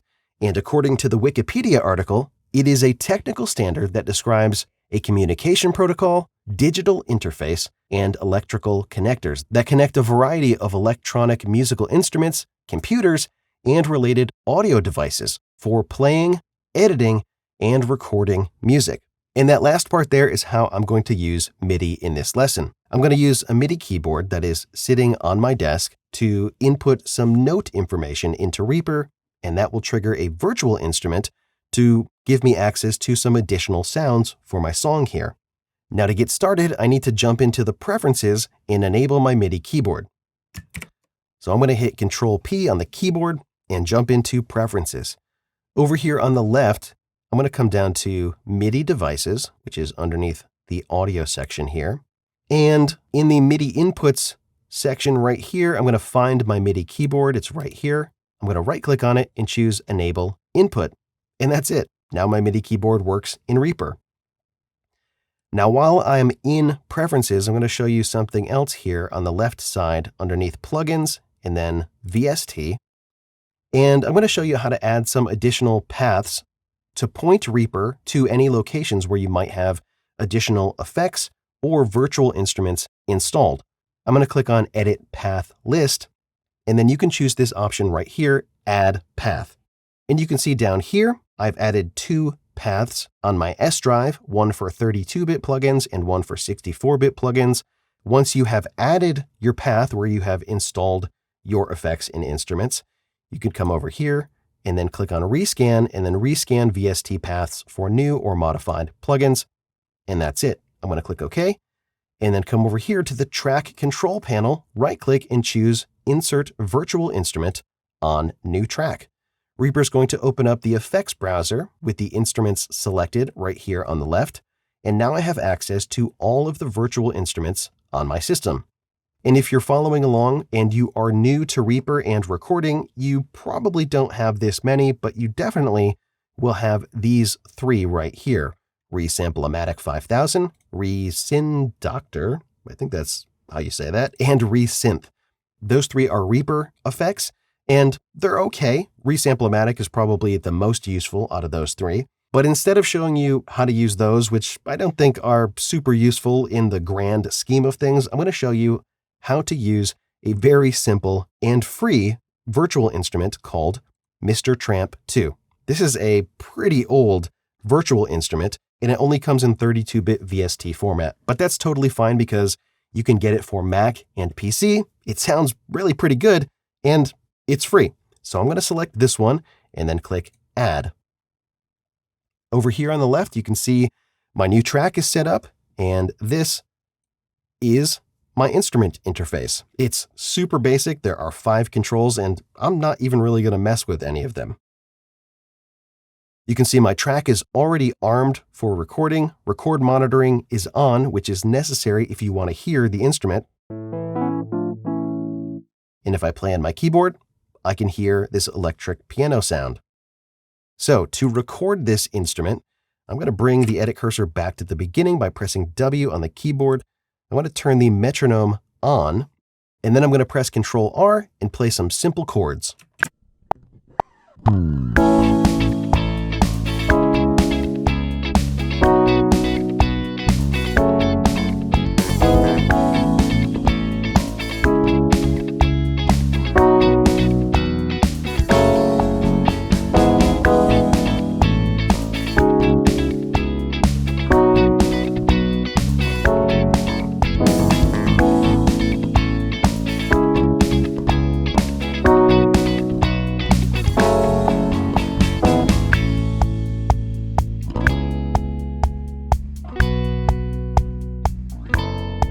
Okay, that was pretty good. I intentionally played a couple of what you might call spicy chords to show you how to edit MIDI in just a minute. And you can see right here as I was recording, all of the notes that I was playing were populating in this MIDI item right here. And before I show you how to jump in and edit this MIDI item, Let me go over the different record modes for a MIDI track. If you right-click on the record button, you can see you have several options. Right down here, it is set to record input, audio, or MIDI, and then right below there are some options specific to MIDI tracks. The first one is MIDI overdub.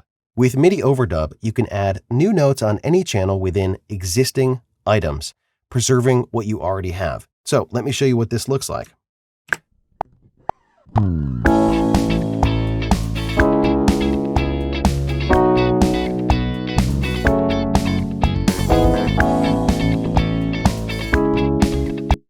You can see as I recorded and played those new notes, down lower on the keyboard, they were added right down here.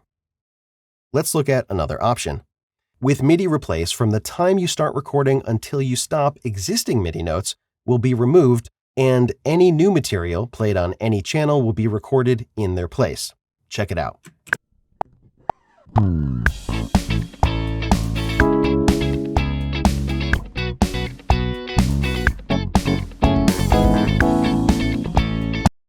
I'm going to undo that, and let's check out this option right here, MIDI Touch Replace. With MIDI Touch Replace, existing MIDI notes will be replaced by any new notes played over them on the same channel as the original material, and other existing material will remain as it is. In other words, if I play new notes, those notes will get replaced, and any of the other notes that I don't play over top of won't get replaced. Check it out.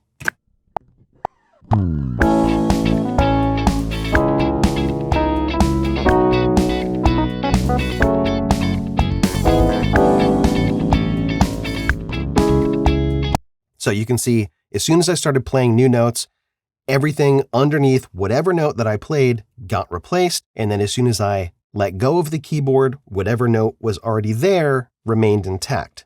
So this chord right here, I played, and then as soon as I released that, this chord was not affected.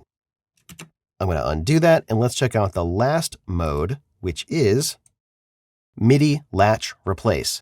With MIDI Latch Replace, existing MIDI material remains unchanged until you strike the first note. All of the old material will then be replaced with notes played on the same channel as the original material until recording has stopped. In other words, this is pretty much the same as MIDI Replace, except it doesn't start recording whatever you're doing until you play the first note. Check it out.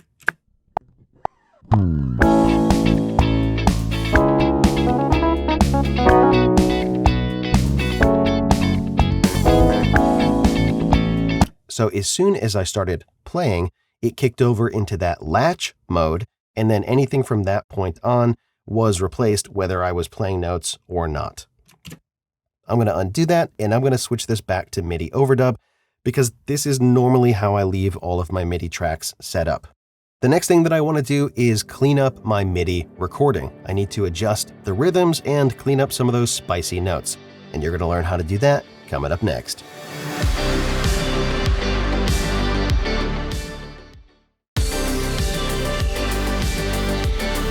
In this lesson, you will learn how to do some basic MIDI editing. To get started, I'm going to come over here and disable my track for recording, and I'm going to solo this track right here. And then I'm going to double click on my MIDI item to open it up in the MIDI editor.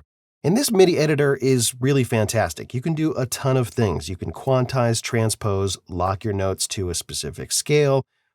You can add notes to whatever you have recorded by just clicking and dragging.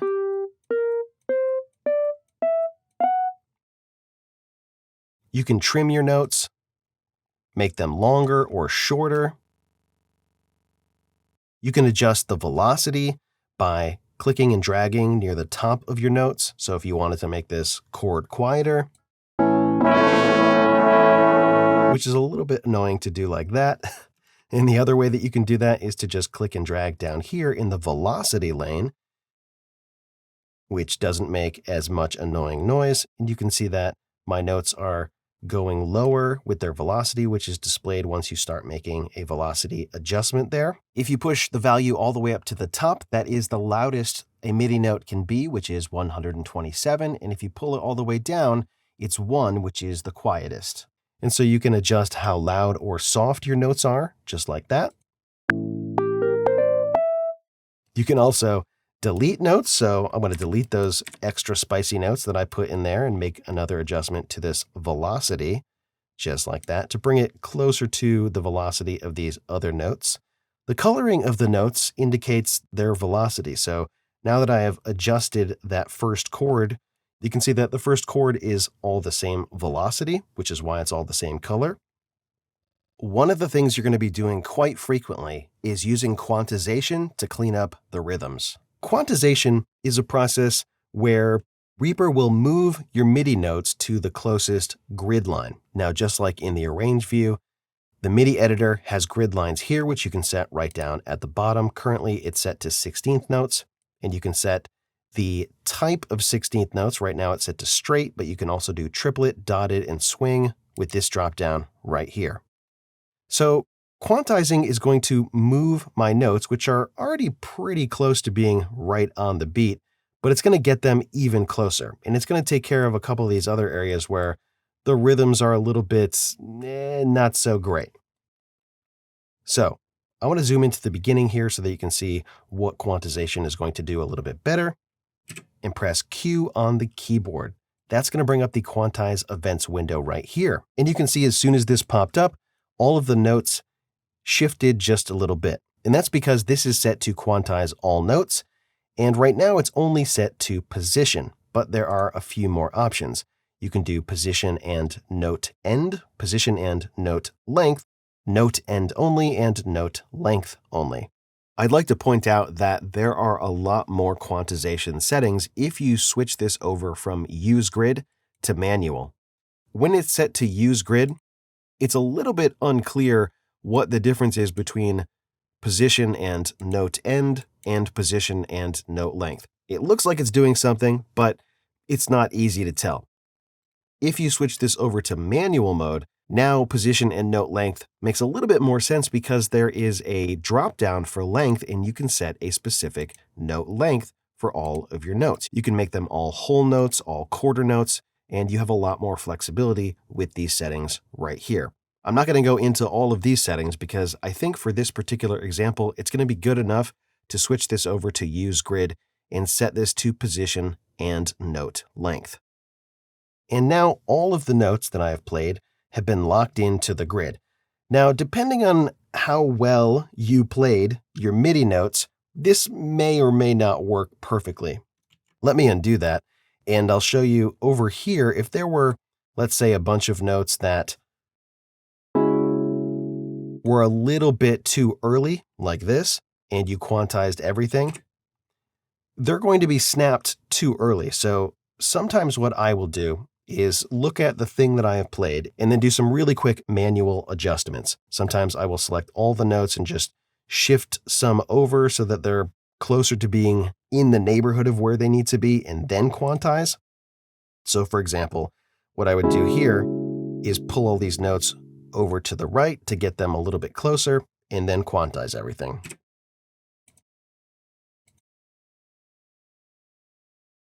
And now let's see what this sounds like.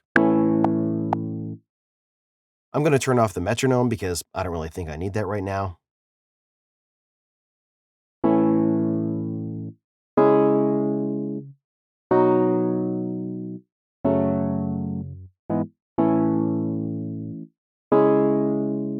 All right, this is a lot better. Honestly, it wasn't really that bad the way it was before, but quantization is definitely going to come in handy, so I wanted to show you how that works. One thing I want to do is adjust the length of these first three chords here because they're just a little short.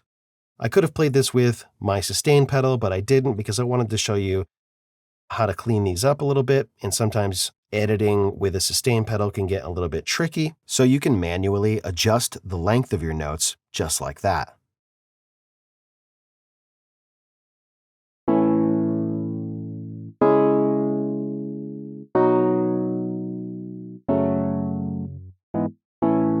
Or instead of doing that manually, what you can do is use the event properties, which I brought up by hitting Control F2. You can also get to that by clicking the View menu over here and going down to Event Properties. So you can do a bunch of stuff with the event properties.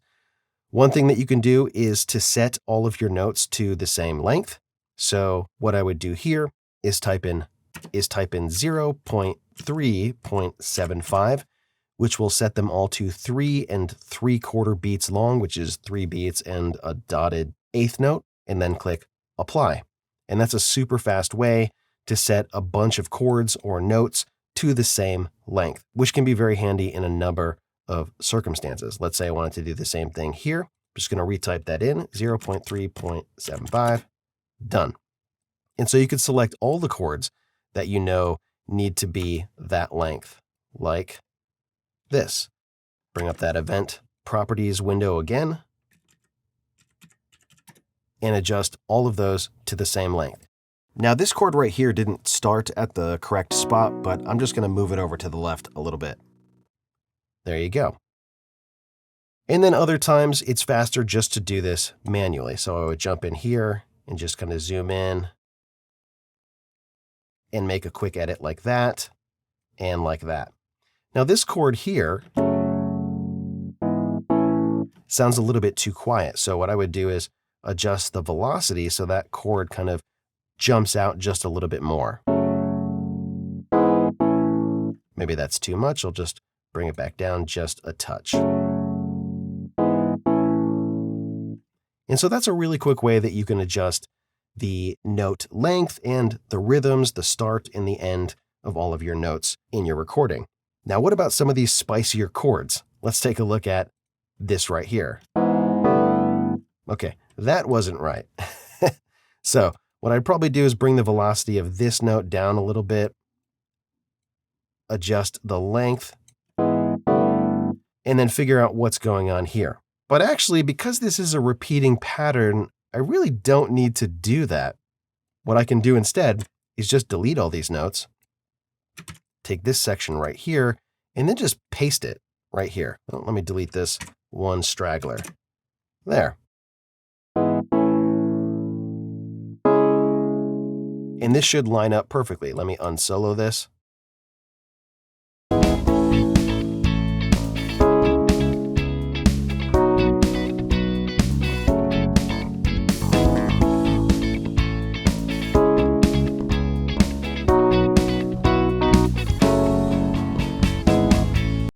Okay, perfect. I'll just clean up this rhythm right here just a little bit, extend that out just a touch.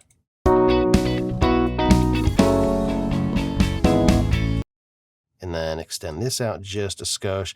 And then I need some chords to go with this longer section right here. Just some big whole notes. And what I could do is just draw the notes in manually. So I can draw an A down here, an E,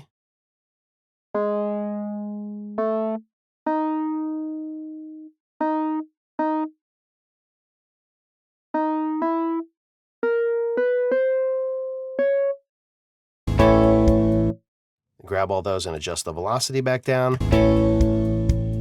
Or just copy one of the chords that I had played earlier, like this, and just paste it over here, move it to the right spot. And then I could even take this chord, hold Control, click and drag, duplicate it over here, and then just raise it up to the next chord, which is a C sharp minor. Now, because this is an A major chord, I need to find that third in the chord, which is going to be an F, and drop this down right here, 1/2 step. And then the next chord is a B. So I can just duplicate my A major chord and bring it up a whole step. And then this chord is an F sharp minor, so I'm going to Control click again, bring in this minor chord here, and then just pull it down to F sharp minor. And then just adjust the voicing a little bit, maybe take this F sharp and bring it up here. And maybe throw a 7th in here. So instead of this note, I'll make this an E.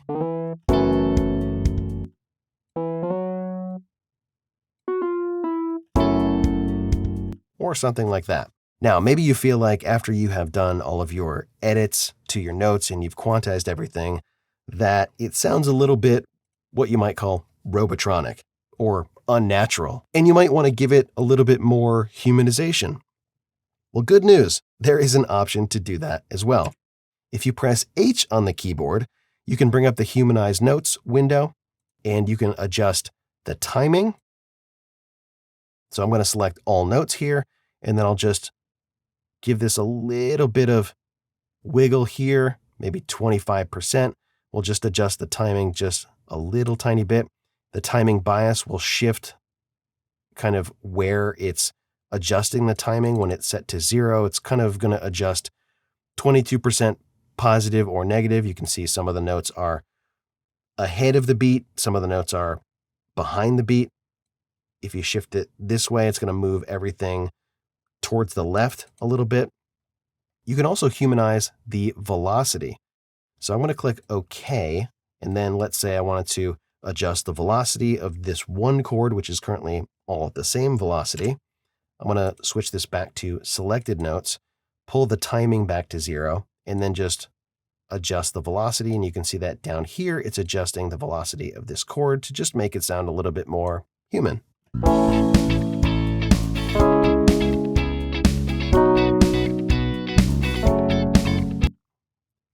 And let's say that that was too much. What you could do is re-quantize everything, maybe just set the position, but instead of using a strength of 100%, maybe just knock this back down to like 50.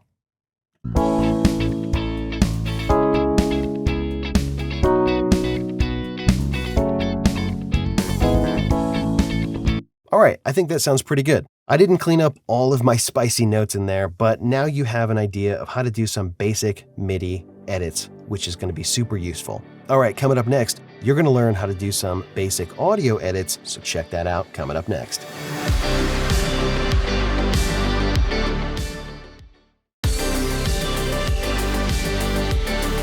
In this lesson, you are going to learn some editing basics. If you want to follow along with this lesson, there is a link in the description to a bunch of project files, and you can actually open up this project with all of this media included. If you look for the folder that says just won't editing, inside there will be a project that says just won't _editing, and all of the audio files are in this little subfolder here. And if you open up this project, it should open up all of the audio files. If for whatever reason it doesn't find any of the audio files, you can point Reaper to that audio files folder and you should be good to go. Now, you probably don't have this Mr. Tramp 2 effect installed at this point, and Reaper may come up and say, hey, I can't find this effect. No problem, you can just dismiss that, or if you want to follow along and actually hear what's happening on this Mr. Tramp 2 effect, check out the link in the description for Mr. Tramp 2. Go ahead and download that. There'll be a zip file, unzip that. Inside of there will be a couple of folders depending on your operating system. For me, on Windows, I'm going to take the Windows folder, open that up, and then take the Mr. Tramp 2.dll file, and then I'll pull that over into my effects folder. Jump into the Reaper preferences like you saw in a previous lesson. Make sure that folder is added and then rescan it, and you should be good to go. You may have to reload the project file to get that to show up and work properly. But that's all there is to it. So let's look at some basic edits. Like you saw in a previous lesson, you can move your items in the Arrange view by just clicking and dragging them. You can even pull them to a new track if you want. I'm going to undo that. You can move multiple items by selecting them in a number of different ways. And what you saw me do right there was create a rectangular marquee by right-clicking and dragging to select all these media items, and then I can move those around wherever I want. You can also use Shift and click to select media items, and that's going to select everything between kind of 2 points. So for example, if I select this first media item here and I shift click down here, everything in between those 2 clicks will be selected. And it works very similar in a vertical way as well. If I click on the drums and then I click on the guitar here, everything between those 2 points is selected. If I kind of do it in a diagonal way, so I select the guitar and then up here, you can see it selects both of these media items. Or if you want to select non-contiguous items, you can just use Control And again, once you have your items selected, you can click and drag and move those around. You can trim your items very easily if you go to the end. And I'll just zoom in here by holding Control and Alt and then right-click and dragging a little zoom selection box here. If you put your mouse at the end of the media item, you can just click and drag to trim up the end. If you go to the beginning, you can do the same thing to adjust the in point of your media item. If you move your mouse to the upper corner of your media item, you can apply a fade in. If you right-click on your fade in, there are several fade shapes that you can choose from. Maybe you want this to be a nice dramatic fade, kind of like that. Let's see how this sounds. And to get rid of this fade, because I don't really like that, I'm just going to click and drag that and pull it all the way back to the left. You can do the same thing over here on the right side, and you can do a fade out just like that. You can right-click on the fade to change the shape to whatever you want. You can also trim and fade multiple items at once. So I can select these two items here, and I can trim them both, and I can also fade them both. Now, trimming works regardless of where the media items end. So I can trim all of these, but fading does not. You can see that the fade only works for this item here, but it does work for these two items, and that's because they end at the same point. So if you want to fade out multiple items at the same time for whatever reason, you just need to make sure that they are ending at the same spot. I'm going to show you some more options with fading and crossfading in a second, but first I want to show you splitting. I think you've seen this before in some previous lessons, but if you want to split any of your media items, you can select the media item and put the edit cursor right at the point where you want to split, and then press S on the keyboard. If you don't have any items selected and you set the edit cursor and you press S, it's going to split everything in the project that's underneath the edit cursor. Let me show you that one more time. So no media items are selected. I press S and everything gets split. So you want to watch out for that if you are trying to split something specific. You want to make sure you have the media item selected, then press S. Now that I have this item split here, you can do all kinds of things with this item over here to the right. I can copy it and paste it. I can cut it with Control X on the keyboard. If I Control, click, and drag, I can duplicate it, and then I can drag this out wherever I need it. By the way, I don't think I mentioned before, when you're moving items, if you hold Shift, you can move items and ignore snapping. Shift is a keyboard modifier that a lot of times will ignore snapping for the thing that you are doing, which is handy to know. You can hit Control D on the keyboard to duplicate your items. Duplicating looks a lot like copy and pasting, except that duplicating pastes the item right at the end of the item that you duplicated. So if I take this and duplicate it, you can see where the new media item gets placed. Copying and pasting works a little bit differently. If I copy it from here and then paste it, it gets pasted wherever the edit cursor is. So similar, but slightly different. Now you may have noticed when I duplicated this item by control clicking and dragging, it's doing this thing that you saw in a previous lesson where it's kind of stacking these media items vertically. And that's because I set this option in the options menu for offset overlapping media items vertically, which I actually don't like to have most of the time. And now you can see that this crossfade is being created automatically. And that's because auto crossfade is enabled. If I disable auto crossfade and then do that same operation again, where I control click and drag to duplicate, you see that it won't crossfade with the media item underneath. Now I still do have a fade here, but that's because there was already a fade on the beginning of that media item, and it's not crossfading with the media item underneath. For the most part, I leave auto crossfade on because that is my preference, but you may prefer to turn that off from time to time depending on what you are doing. Now, speaking of crossfading, when you split an item, you'll see that there is a fade out and a fade in created right on that split. In fact, there are a bunch of fade options that I want to go over with you really quick in the preferences. So let's jump into preferences here. And on the left, you will find this page underneath Project and Media Item Defaults. So at the top of this section, there are a bunch of options that have to do with fades. This first option here is set by default. It is create automatic fade in and fade out for new items, and you can set the length. And when this is checked, when you split an item, you will get a fade in and a fade out, because Reaper treats a split item as a new item. So if I uncheck this and I click apply and we zoom in here and I split this media item, you'll see now there's no fade. Generally, I think this is a decent thing to have on, because if there's no fade between these, sometimes you can get some strange clicking artifacts depending on what kind of edit you are doing. Another option that you'll find right here is overlap and crossfade items when splitting. So I'm going to click on that and then click apply, and then I will heal that split in this item by selecting these items, and then I'll right click. It was just off the screen there, right at the very bottom, heal splits in item.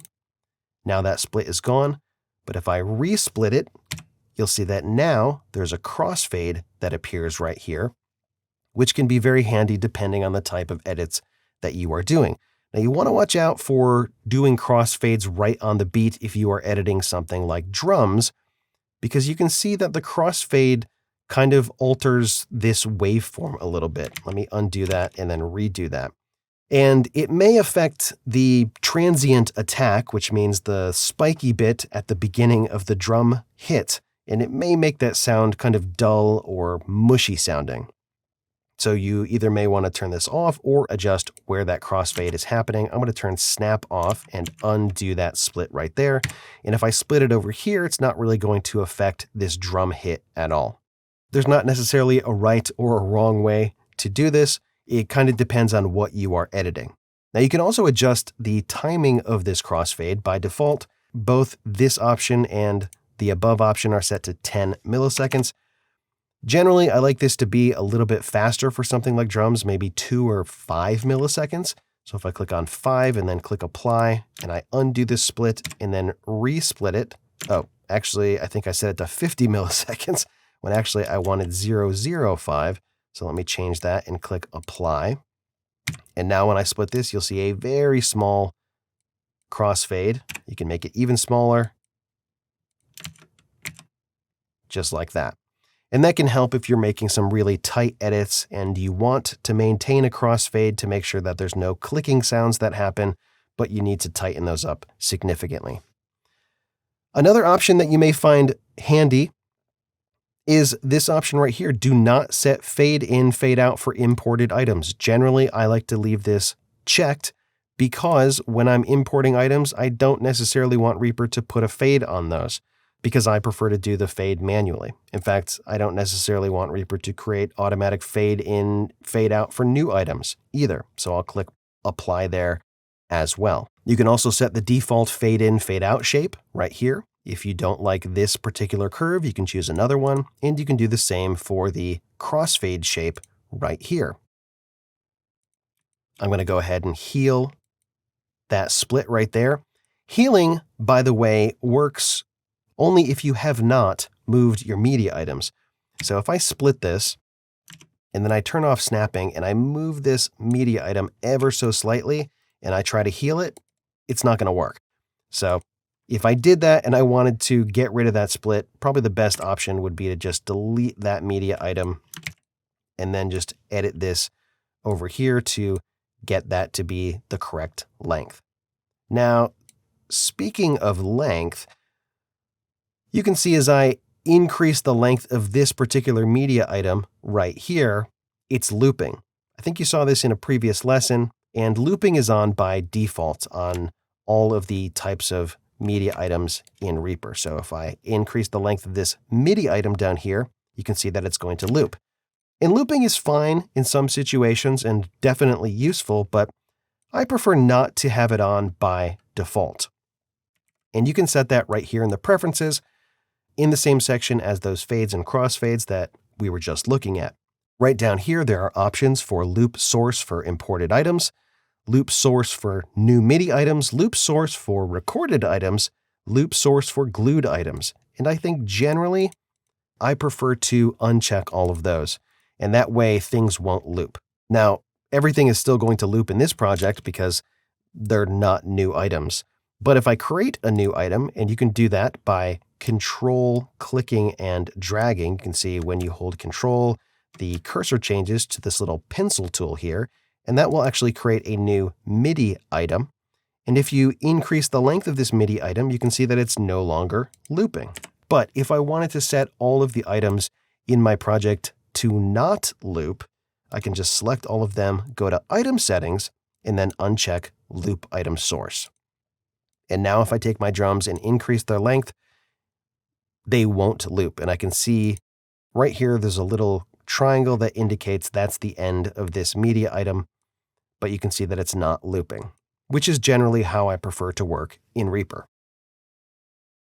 Another way that you can perform many of the edits that I just showed you is using a time selection, and that gives you a few additional advantages. So let's say I wanted to do something like copy the drums from measure 21 to measure 23 and then paste them over here at measure 27.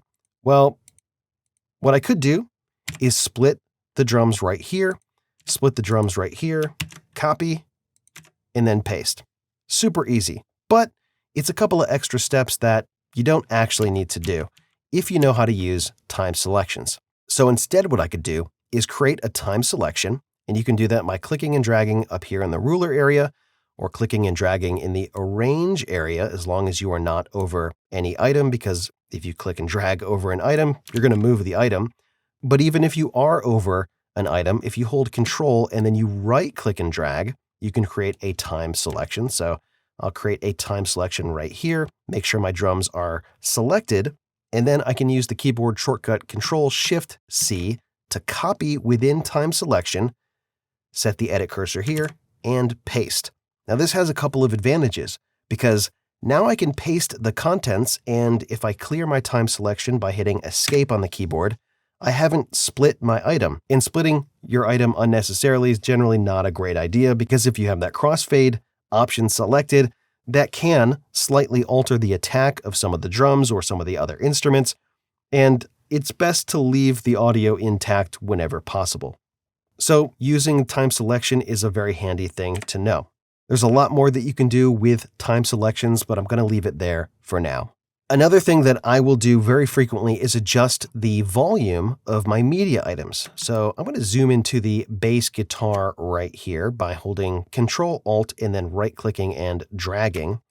And let's say that I wanted to increase the volume of this bass guitar note right here.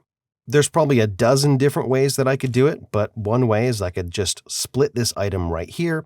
And then if I put my mouse on the top of this media item, you can see that if I click and drag, I can change the item volume. So if I click and drag down, I can decrease the item volume, and you can see that represented in the waveform there.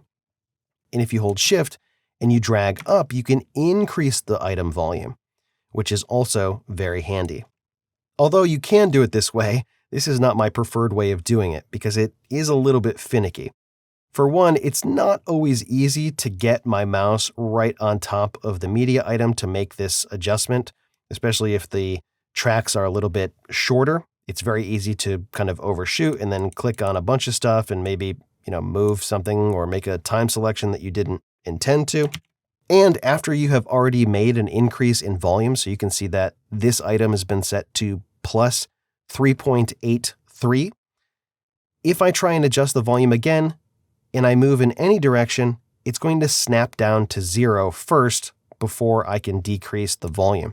In order to move it in a smooth way from positive 3.83 decibels, I need to hold Shift, which I don't always remember to do. So instead, what I like to do is hop into Preferences and then search for Knob.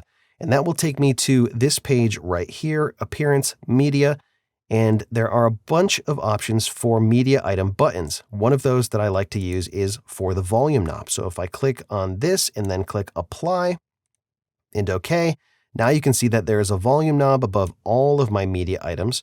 It looks grayed out when there hasn't been a volume change by default, and once you do make a volume change, it changes to this lighter color here. And now it's much easier for me to make a volume adjustment to my media items. If you want to reset this back to its default, you can just double click and reset it to 0.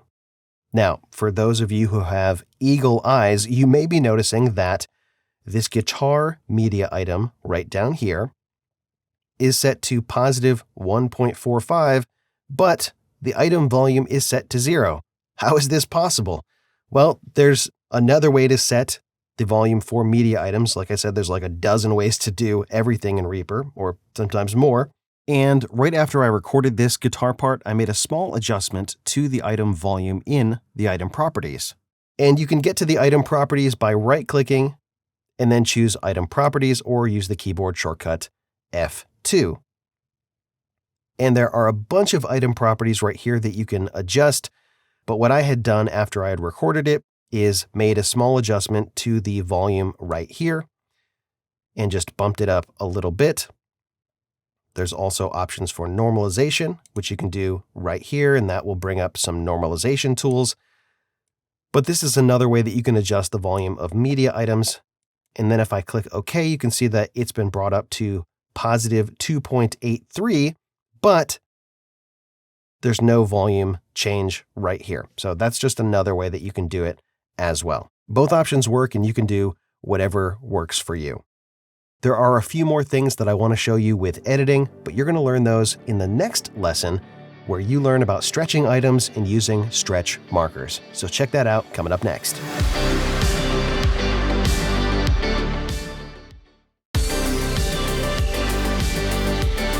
In this lesson, you are going to learn how to stretch audio items and use stretch markers to adjust the timing of recorded audio items. So I'm going to be working on my bass track here. This is something that, if you recall in a previous lesson, I recorded live, and it's not 100% perfect. The rhythms are pretty close, but there are a few sections that could be massaged a little bit to be right on the beat. So I'm going to solo this track. I'm going to double click the volume to bring that up a little bit to make it a little bit easier to hear. And I'm going to jump to the end because first I want to show you how to stretch an audio item. And that's super easy to do. I'm going to split this item right here just before the last note. And I'm going to play it so you can hear what it sounds like before it gets stretched and then after. All right, to stretch this, I'm going to move my mouse to the end of the item, hold Alt or Option on the Mac, and then click and drag. And when I do, you can see that right above the item here, a rate indicator pops up, which wasn't there before. And now it's showing me a value of less than 1, which indicates that it's longer than it was before. If you move it to the left, it'll give you a value that's greater than 1, which means it's playing it back faster than its default, which is 1. So let's say that I make this about twice as long, which is 0.5. Check out how it sounds now. Basically, it sounds the same. It's just really, really long. You can still hear that there's vibrato, but the vibrato is 50% as fast as it was before because it's twice as long as it was before. I'm going to jump into the project settings because I want to show you that you can change the default pitch shift mode in Reaper. Currently, it's set to Elastic 3.3.3 Pro. That is the default. And if you click the drop-down here, you can see that there are a number of other options.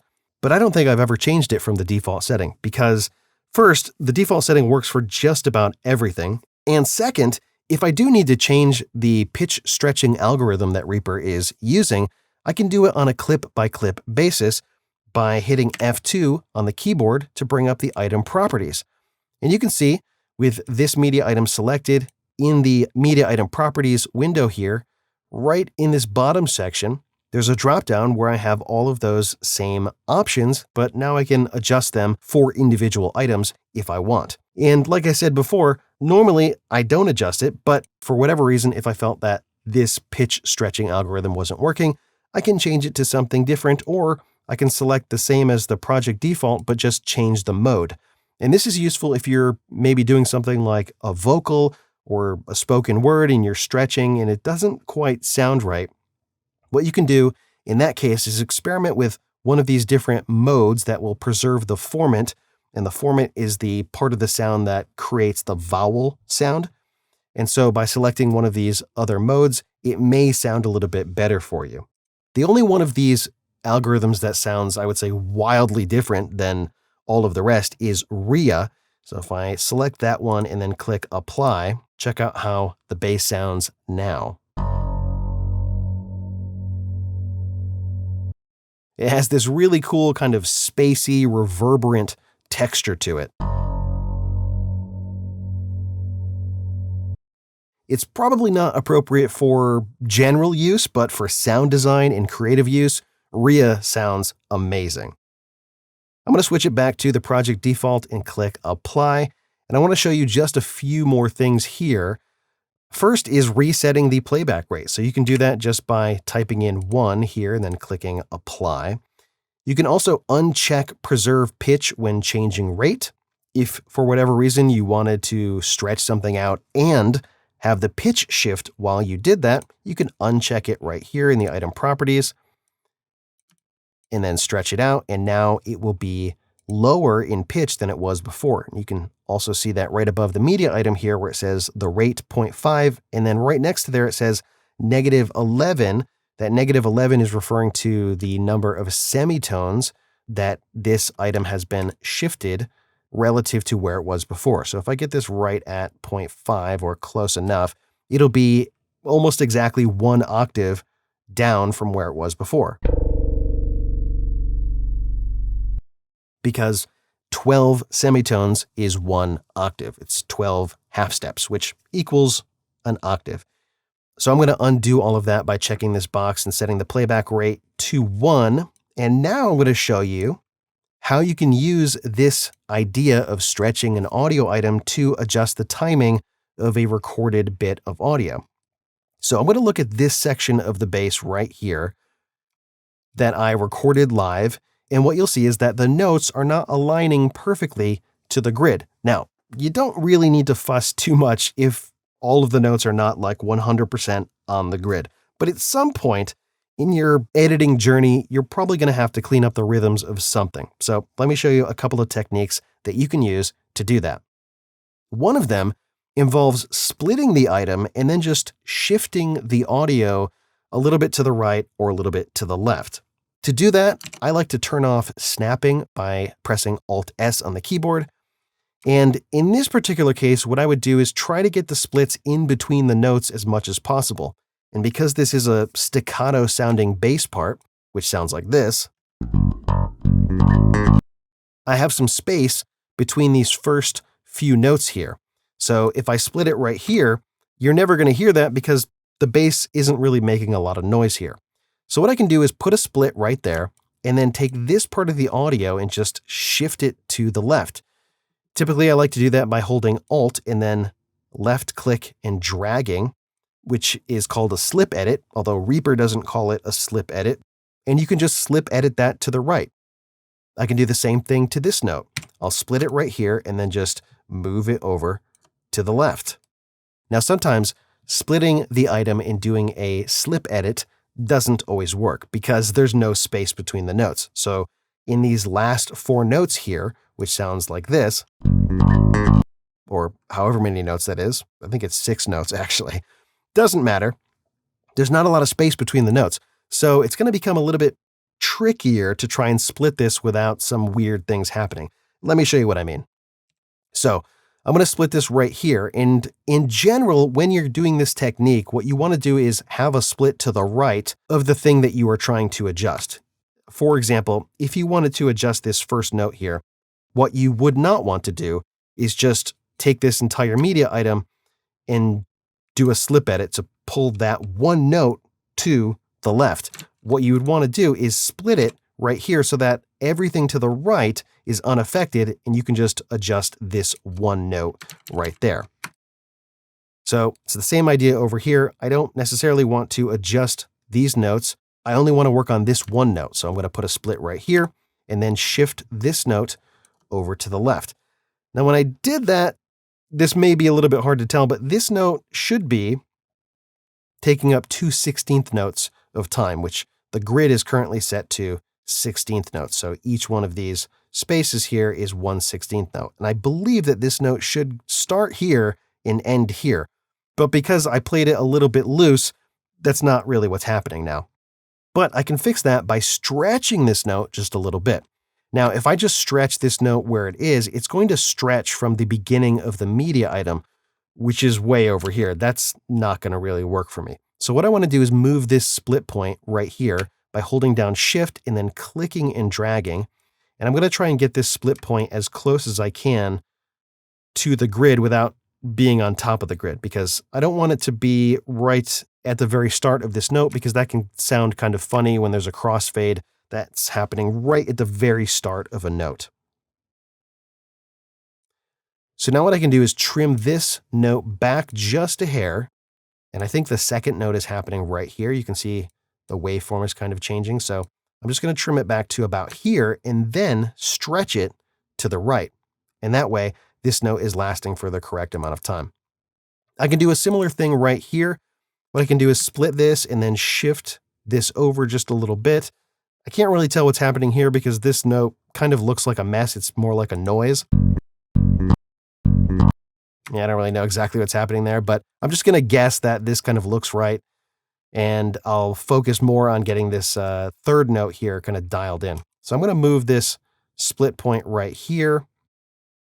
I'm going to split this again before these final two notes, and then I'll just shift where this note is starting, and I'll try and get this part of the wave here. This is the start of the note. I'm just going to slide that over so it aligns right to the grid there. And again, this particular note is not lasting quite long enough. I start the next note right here, but actually it needs to start over here. So I think the best way to do that is to just kind of fix these notes over here. So I'm going to slide that note over just a little bit and then trim this back a little bit, trim this forward just a touch, and then take this note and stretch it to the right.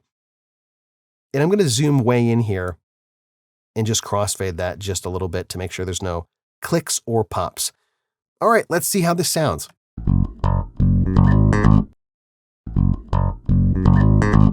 To me, that sounds more or less perfect. You'd have to really compare that to the original to know that there was an edit made, but now the rhythms are a little bit cleaner. They're happening right on the beat, and it's going to lock in with the rest of the music, I think, a little bit better. So splitting and slip editing, splitting and stretching is a perfectly valid technique for adjusting the timing of your recorded audio items. But I'm going to show you one more method that I think you'll find perhaps even more useful. So I'm going to undo all of those edits real quick. So let's look at using stretch markers to do something very similar. So stretch markers allow you to stretch your audio item, but not all at the same rate. And I think this will make more sense if I show you how they work. So I'm going to turn snapping off. And then what I want to do is place a stretch marker at the beginning of each one of these notes. So I'm going to put my mouse at the beginning of this very first note here. Oh, actually the first note's right here. And I'm going to hold Control and Alt on the keyboard and then click. And you can see there's a little diamond stretch marker that appeared. Actually, that's kind of hard to see, so I'm going to change the color of this clip, make it nice and dark, like that. Very good. That's a stretch marker right there. And I'm just going to move along and drop another stretch marker right after. Because just like before, when you're making these adjustments with stretch markers and splitting, I don't necessarily want to adjust everything in the clip. So if I put a stretch marker here and then I move this stretch marker, you can see that it's going to preserve all the audio to the right of this stretch marker, but I can make an adjustment right here and move this to the grid, just like that. So really quickly, you can go in here and drop stretch markers at the beginning of all of your notes. So just like that, really, really quickly. And then if you turn snapping back on, you can snap your stretch markers to the grid, just like that. Or you can right-click on your item, go down to stretch markers in selected items, and choose Snap to Grid, and just let Reaper snap everything for you. And now, it basically sounds identical to the method that I showed you just a minute ago, but it takes a fraction of the time. Now, the reason that I spent time showing you that other method is because for some sounds, stretch markers can perhaps leave some artifacts behind that may not work.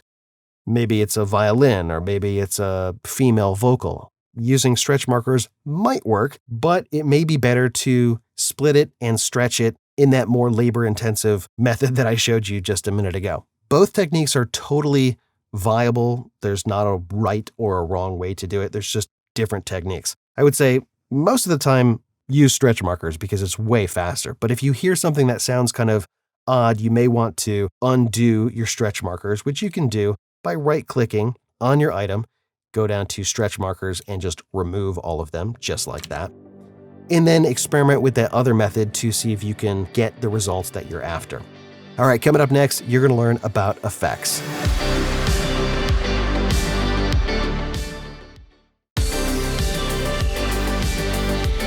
In this lesson, you will learn how to use effects in Reaper.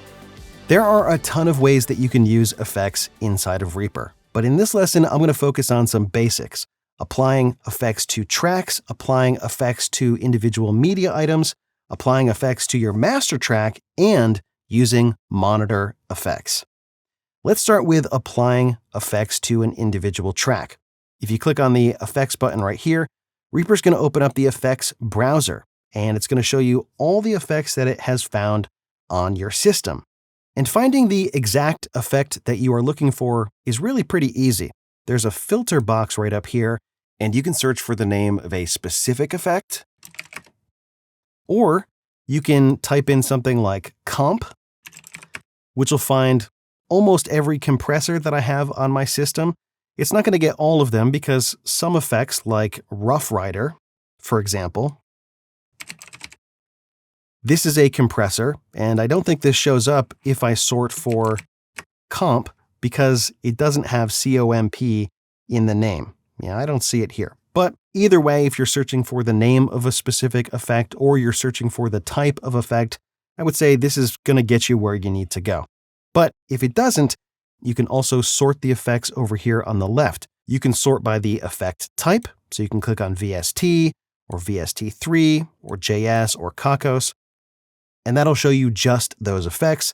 There's a list of categories here, and you can click on one of these categories to find some EQs. Now, again, just like the filter, this doesn't always find all of those EQ effects because of how the developers of certain effects have labeled their effects. For example, there may be an effect that is neither labeled an EQ or in the internal code flagged as an EQ, but this will find most of them. And if you click on developers, you can find the effect from a specific developer. Now, as you see here, I have a ton of audio effects on my system, and you're probably not going to have the same effects that I have. But let's look at some of the effects that come with Reaper that I think you're going to find very useful. So if you click on Kakos right here, one effect that you're probably going to want to have on every single one of your tracks is an EQ. Reaper comes with a basic but very good EQ called Re-EQ. And you can apply this to your track by double-clicking on the effect or clicking the Add button right down here. And now I can start EQing my drums. If I want to add another effect, I can double-click in a blank area underneath the effect right here. That'll bring up the effects browser. Or I can click the Add button. Or you can come to the menu underneath Effects, Add Effects, or use the keyboard shortcut Insert or A. Another very common effect that you'll find handy to use on most of your tracks is a compressor. So I'm going to apply this stock compressor from Reaper called Recomp, and I'll double-click to insert that effect on this track. And now I have two basic but very good effects. Now these two effects are so common, I would recommend that you have them available on pretty much every track, and that's very easy to do. If you select your effects right here and then go into the menu, you can save chain as default for new tracks. A chain in Reaper is a selection of effects. So if I click on this, and now I insert a new track, what you'll see is that the effects button is green, indicating that there are effects already on this track, and those two effects are Re-EQ and Recomp. And both of them have been saved as the default for all tracks in their default state. So having these two effects as a track default is a pretty good place to start, because if you don't use them, it's not going to affect the audio, it's not going to use up any system resources, and when you do need to use them, it's going to save you time because you already have them loaded. Now, speaking of saving time, one thing that you may find is that over time you keep reaching for the same effects and you keep setting them up in the same way. And there's a great feature in Reaper called effects chains, which allow you to save a group of effects and it saves their current state. So let's say that I did some fancy drum EQ, something that looks like this, which is probably not going to sound good, but at least it looks like something. And then maybe I set the compressor to something like this, and I think that this is really great to have, and I want to make this available for future projects. What I can do is select both of these effects, come up to the menu, click on Effects, and then Save Effects Chain. And then I can save this as something like drum effects, which I've previously done. I'll click Save. And if I delete those effects and I click on the Effects button again and add those, you'll see that they will add back to this track in exactly the same state that I left them in, which is great for saving time in future projects. Moving effects from track to track is also very easy in Reaper. If you want to take all the effects from your drum track and put them on the bass track, all you need to do is just click on the effects button and drag it over to the bass track. And there you go. The same two effects have been applied in exactly the same way to the bass track. Or maybe you just want to copy one effect over from the bass track to something like the guitar track, maybe the compressor. You can just click and drag the recomp effect and drop it right here on the guitar track. Sometimes what you want to do is take an effect from one track and just move it to another track instead of copying it over. And you can do that by holding Alt. So if you hold Alt and then click and drag, you can just move recomp from the bass over to the guitar. If you want to get rid of all the effects on each one of your tracks, you can just Alt-click on the Effects button, and that'll clear out all of the effects. So putting effects on an individual track or most of your tracks is probably the most common way to use effects in Reaper, but it's not the only way. Another way that is sometimes very useful is applying effects to individual media items. If I wanted to take this item right here and apply an effect, a couple of different ways to do that. One way is you can come up to the View menu and then come down here to Effects Browser. Maybe you want to put something like a JS EQ, so I'll select this 3-band EQ, and I'll just drag it right over to that item. And now if you look at this item right here, you can see there's a little green button, and that indicates there is an effect on this media item. Now you can get this effects button to show up on all of your media items if you want in the preferences. So I'm going to open up preferences here, Control P on the keyboard, and then underneath appearance and then media, in the same location where I showed you how to get this volume knob to appear above all the media items, there are a bunch of different options you have for media item buttons. And one of them is called No Effects. If you click on that and then click Apply, what you'll see is a little effects button that's grayed out show up above all of your media items. And when you click on this, it'll open up the effects browser, and then you can just select an effect to apply to that media item. Just like the effects in the track control panel, if you hold Alt and click on the effects above your media item, that will clear those out. That will get rid of those effects. Now, it's not my preference to have that effects button above each one of my media items, but maybe you'll find that useful. For now, I'm going to take that off and then click Apply. Using effects on your master track is also something that is very useful, and I would personally recommend it. Now, up until this point, you've been hearing the master track in each lesson because in Reaper, all of the tracks and all of the audio get processed by the master track as their final destination. That's where everything gets mixed together and processed before you hear it and before it gets rendered. And using effects on your master track is a really good idea to make sure that you are not outputting levels that are too high and causing clipping and distortion, which is not a great idea. So to see the master track in the track control panel, you can come up to the menu, click on View, and then select Master Track. And then on the master track, just like all the other tracks, there is an effects button. If you click on the effects button, it'll bring up the effects browser. And the first effect that I would recommend putting on your master track is called Relimit. Relimit is a really nice limiter, and it'll make sure that no audio gets above a certain limit. Sometimes that's called a threshold. In this case, it's called a ceiling. And I like to set this up by putting my brick wall ceiling to -1, my threshold to -1, and I like to check this true peak option down here. This will make sure that there is no audio that gets out of Reaper that's higher than -1. Now, you would think that -1 is somehow robbing me of a little bit of loudness, but that's not actually true. And if you look at the loudness specifications for things like YouTube and Spotify and Apple Podcasts, they will all have a spec in them that says loudness and then true peak.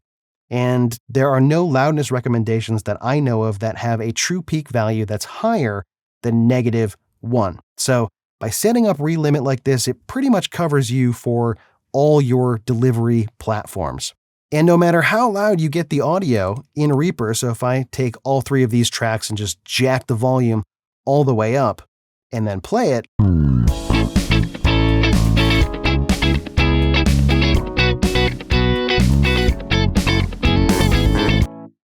it's going to be loud, but it's not going to be distorted. Or at least it's not going to be really crunchy distortion, because anytime that you use dynamics processing like a limiter or a compressor, it does add some distortion, but it's so low that you really can't hear it. I'm going to double click on the volume to reset that for those tracks. And the other effect that I want to show you is called loudness, and that's right down here. It's called loudness meter. I'm going to add that to my master track as well. And I like to have this as the last effect in the effects list here, because you don't want to have another effect after this that's altering the frequency or the amplitude of the audio, because that would mean that your loudness meter is not giving you an accurate representation of what's going on with your project and with your master track effects. So really quickly, I'll show you how I usually set this up. I set the peak option here to true peak. I turn off short-term loudness, and I also turn off loudness range just to make this effect a little bit cleaner. And now you'll see as I play this back,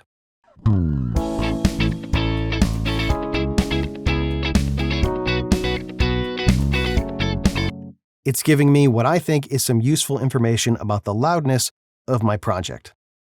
The final thing that I want to show you with effects is called monitor effects. I'm going to come up to the view menu here, and then I'll select monitor effects. It's going to bring up the effects browser one more time, and this time I'm going to be using a third-party effect called Morph It. I'll double-click to apply that. Using monitor effects is a way to apply some effects to the thing that you're hearing, but not to the audio that gets rendered by Reaper. And typically, this is used for doing some corrective EQ to something like headphones. In other words, it's only altering the audio that I am monitoring and nothing else. Now, I wouldn't use this with my studio monitors, but if I'm using headphones, this is a really cool option to make sure that the thing that I'm listening to with my headphones is a lot more accurate. And this particular effect, called Morph It by Tone Boosters, is an effect that will apply a corrective EQ based on measurements that Tone Boosters have done on hundreds of different types of headphones. I think it's over 400 pair of headphones that they have measured. So if I search for my headphones, the Sennheiser HD598s, which are not fancy at all, I can double click to apply this corrective EQ. And now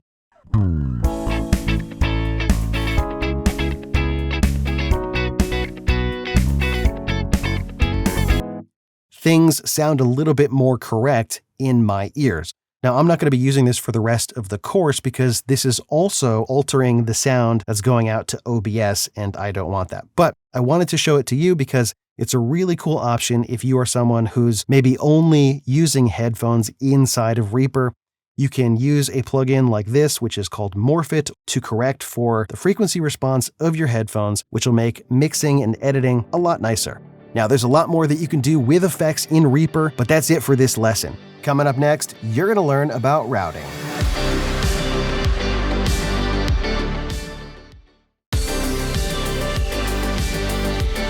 In this lesson, you will learn about routing in Reaper.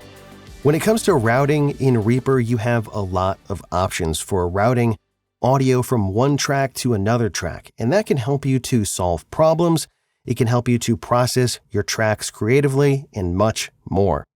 But in this lesson, I'm going to show you two practical examples of using routing that I think you're going to find very helpful. First, I'm going to show you how to set up a reverb return track. Now, when it comes to reverb, there's nothing inherently wrong with taking a single track like this and adding your favorite reverb to it. You can get it set up just how you like it, and it'll work just fine.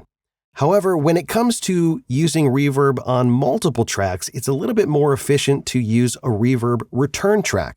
And let me show you how that works. Over here in the track control panel, I'm going to double-click to create a new track. I'm going to name this Reverb Return. I'm going to click on the effects here and get rid of the default effects, and then double-click in a blank area to add my reverb effect. And I'm going to use a very simple stock reverb effect called Reverbate right here. I'm going to double-click to add that to this track. Now, the idea with a reverb return or any type of effects return track is that I'm going to put an effect on this track, and then I'm going to send audio from other tracks. In other words, I'm going to route the audio from my other tracks to this track, and the only thing that I want to hear on this track is reverb. And because I only want to hear reverb, I'm going to jump over here in the reverb settings and pull down the dry mix so that I'm not getting any of the unaffected audio back through this track. In other words, if I pulled the wet mix all the way down and left the dry mix at 0, any audio that I send to this track is just going to get louder, and that's not what I want. I don't want to hear any of the audio that has been unprocessed. I want to hear only the audio that has been processed. So I'm going to pull the dry down and leave the wet all the way up. I'm also going to increase the room size for this effect up to the mid-90s, and that'll make it very apparent what's happening with this reverb. Next, I need to send audio for any track that I want reverb on to my reverb return track. An easy way to do that is to just click and drag on the route button. And if you drag it down here, you'll see a little cable icon. That's a little tip ring sleeve icon. And if you release it, that will create a send from track 4 to track 5. And now I have reverb on my keyboard sound right here. So if I solo this,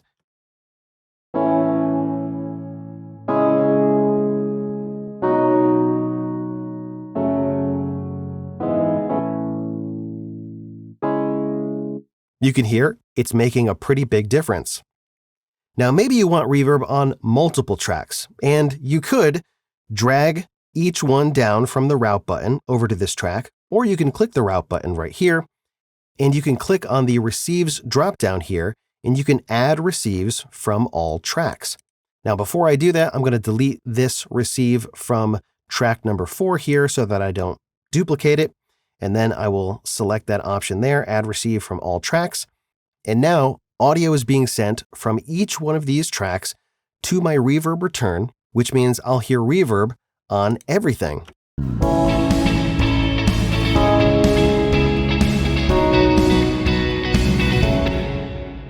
Now, that sounds interesting, but it also kind of sounds like a hot mess. So let me show you how I would go about fixing that. For one, I would take the reverb off the bass. Reverb on bass is not very common, and it can sound a little bit muddy.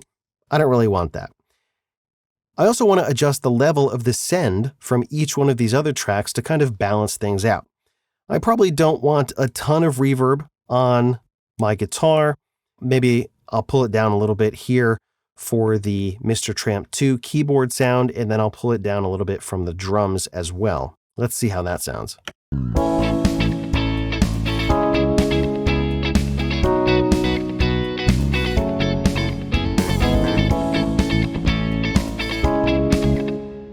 Now that sounds a little bit better to me. Another thing that I could do is jump into the effects here and just pull the wet level down like 6 or 7 decibels.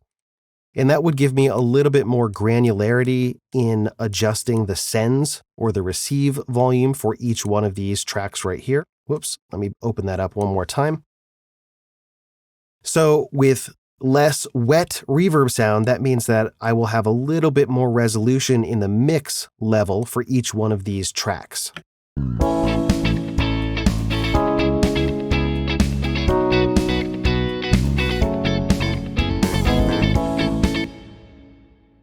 And there you go. It's pretty simple to do.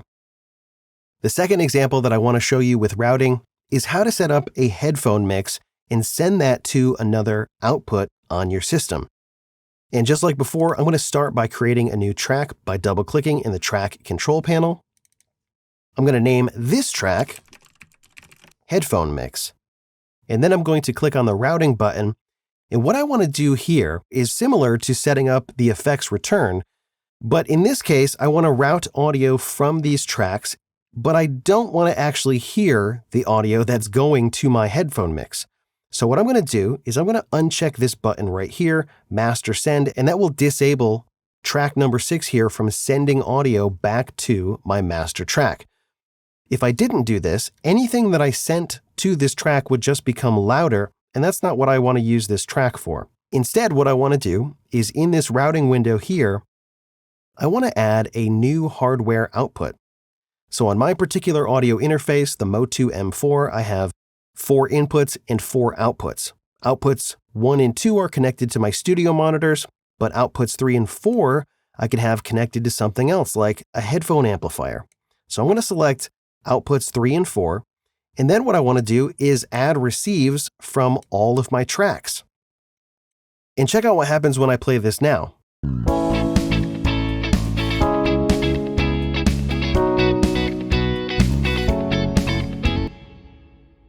Now you can see that there is some activity here in the meters, but if I solo this track, you're not going to hear anything because I disabled this track from sending audio to the master track, and that's exactly what I want. Instead, it's sending audio out on hardware outputs 3 and 4. Now, the advantage of setting up a headphone mix like this on a separate output is that you have independent control of what is going out to that headphone output, and you can control the levels and the pan independently of what's happening over here in the track control panel and what's going out to your main monitors. So, for example, whoever's listening to this headphone mix may want a little less bass, maybe a lot less guitar, because let's imagine that they're a guitar player, so maybe they want to hear some of it, but not a lot. They don't want a lot of reverb, and we can dial in the mix for exactly what they need. Now, it's worth mentioning that you may want to switch the sends over for each one of these sends from post-fader post-pan to pre-fader post-effects. By default, when you create a send in Reaper, it's going to be post-fader, and for most things that works just fine. But for something like a monitor mix, it probably makes more sense to have this be pre-fader post-effects. And that way, if while you are listening back to the project and the person is practicing or recording, if you are making adjustments to the volumes of your tracks like this, it's not going to be affecting what they are hearing in the headphones because this is pre-fader. Pre-fader post-effects is really nice because if you have effects on the tracks like compression and EQ, odds are they're going to want to hear what that sounds like as well. So that's probably your best bet, but you also have an option here for pre-effects, which is pre-fader, pre-pan, and pre-effects. A lot of options here.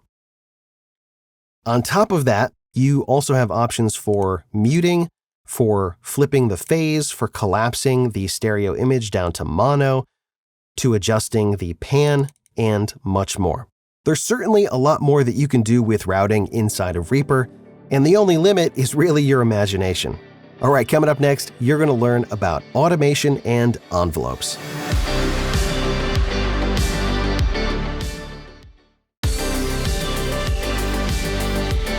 In this lesson, you are going to learn about automation and envelopes. Automation and envelopes allow you to change parameters over time, and it's an essential part of mixing and processing audio. Once you understand how it works, it really opens up the door to a ton of creativity and flexibility. Now I'm going to start with the idea of automating the volume of a track, because that's a super common thing to do. But to make it easier for you to see, I'm going to change this volume knob to a fader by coming up here to Options, Themes, Theme Adjuster. And here on the track control panel page, which you can get to by cycling through the pages here, I'm going to increase the size of the volume and decrease the size of the name to make that fader nice and large there. Now, there are two primary ways that you can use automation in Reaper. One is to record your actions in real time, and when you do, an envelope will be created, and then when you play your project back, whatever parameter you have adjusted follows the shape of that envelope. The other way is to just create envelopes manually, and I'm going to show you both in this lesson.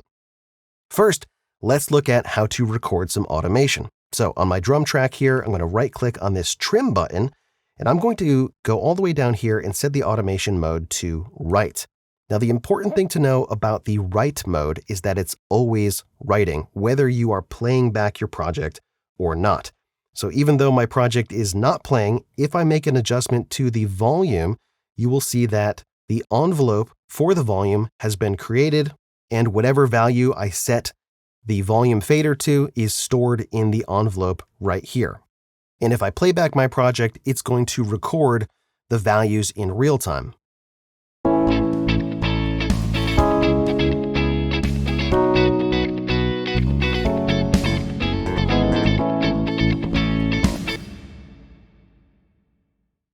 Again, the important thing to remember is that write mode is always writing. And if I want to hear the automation that I just recorded, I want to change the mode, because if I play it from here, it's going to rewrite all of that automation. So I'm going to undo that and change the mode to read trim.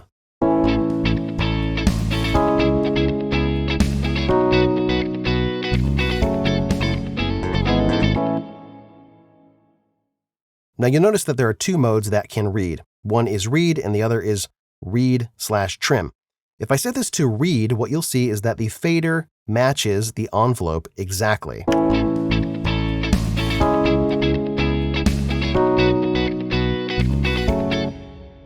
But if I set this to trim and read, the fader doesn't move at all.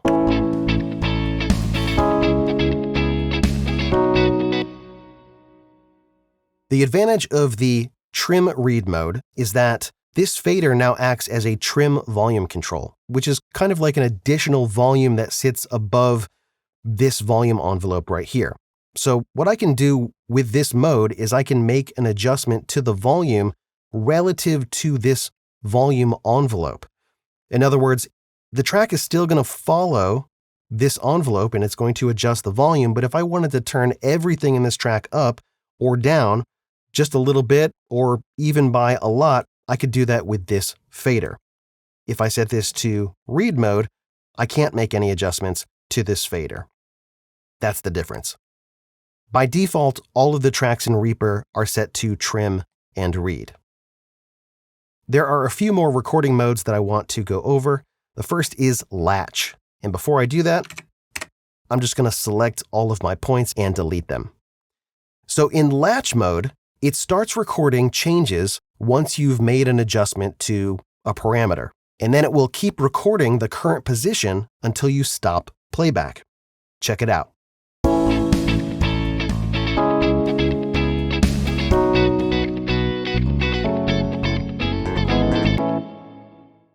So in latch mode, it doesn't start recording until you make an adjustment, and then once you do, it holds that adjustment until you stop playback.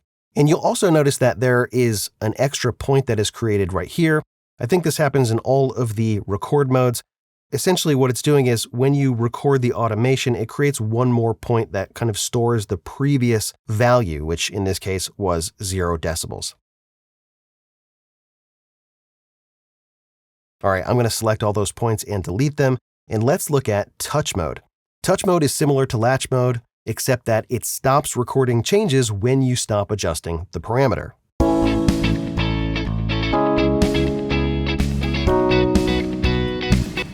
So as soon as you stop touching the control that you are automating, it stops recording those changes and they snap back to wherever it was before you started recording automation, which is why it creates this additional point right here. Now, the nice thing about touch mode and latch mode is that you don't necessarily need to set those back to read mode. If you play this again, it's not going to rewrite the automation over what I recorded. The only mode that does that is write mode.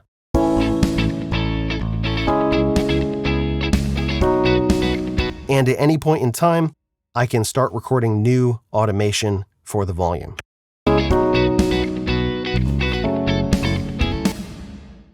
I'm going to set this back to trim and read, and I'm going to clear this envelope right here. This is telling me all of my envelope points will be deleted. Are you sure you want to do this? I'm going to click yes. Now, automation works with any parameter. I showed you volume, but it works with any parameter, including effects. So I'm going to insert re-EQ here. I'm going to set this back to latch mode and check this out.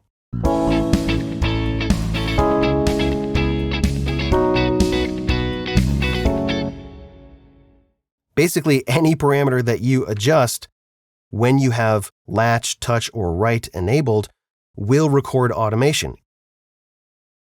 I'm going to undo that and get rid of this effect because now I want to show you how to create those envelopes manually. If you click on the trim button, you get a little pop-up here which gives you access to all of the envelopes that are currently available for this track. And right now I have volume pan with volume pre-effects, pan pre-effects with pre-effects, trim volume, which you can create an envelope for, but if you notice, you can't arm it for recording. So you can automate the trim volume, but you can't arm it for recording and make those adjustments in real time, which is not a big deal. I also have mute, and I have envelopes that go to the send of my reverb return. But let's say I want to make an adjustment to the volume. I can just enable that here, or there's a keyboard shortcut for that, which is V for volume, very handy to remember. And now I can create an envelope manually. Once this is visible, I can use my mouse, and if I hold Shift and click, I can create points here, and it will create a new point wherever I have my mouse positioned, and it will hold the value of the last point that I created for the rest of the project. And if you have snapping enabled, all of these points are snapped to the grid. I'm going to select those and delete them. If you hold Control and you click and drag, this will allow you to freehand draw an envelope, and this ignores snapping. So if you zoom in here, you can see that there are all these points created in between the grid lines because this ignores snapping. Now, just something to note when you create a freehand envelope is that it creates an additional point here to the right, just like the automation record modes do, which goes back to the default value. Now, at first you may think this is annoying, but honestly, I love this feature because when I'm editing vocals and I want to duck the vocal for a breath sound, what I can do is find the breath in the waveform and then just hold Control and click and drag and just duck it down in volume just like that. It's super easy to do and super quick. In fact, this is the fastest way that I know about for editing out breath noises because every time that I see one, I just hold Control and I can just duck it down just like that. It is super fast. And then the volume jumps right back up to the default. So for editing vocals, for editing dialogue and VO, this is a super fast way to clean that up. Now let's say you create a shape like this and you want to move this to the right, but you don't want to move it up and down at all. What I would do is turn off snapping and then zoom in here so that I can precisely move this. And then with those 4 points selected, if I click and drag this to try and move it right, you'll see that it's actually quite difficult to move in just the horizontal axis. But if you click on one of these points and then you hold Control and Shift while you are still holding down the left click button, that will lock the movement to the first axis that you move. So if you move this horizontally, you can see that it won't move vertically. And similarly, if I click this and hold it and then press Shift and Control, this will lock to the vertical axis, which is very handy to know.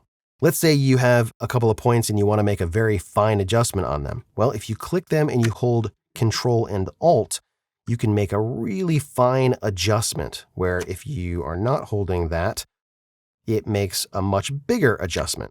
Another thing you may find useful is creating an envelope segment. Let's say you have 2 points just like this.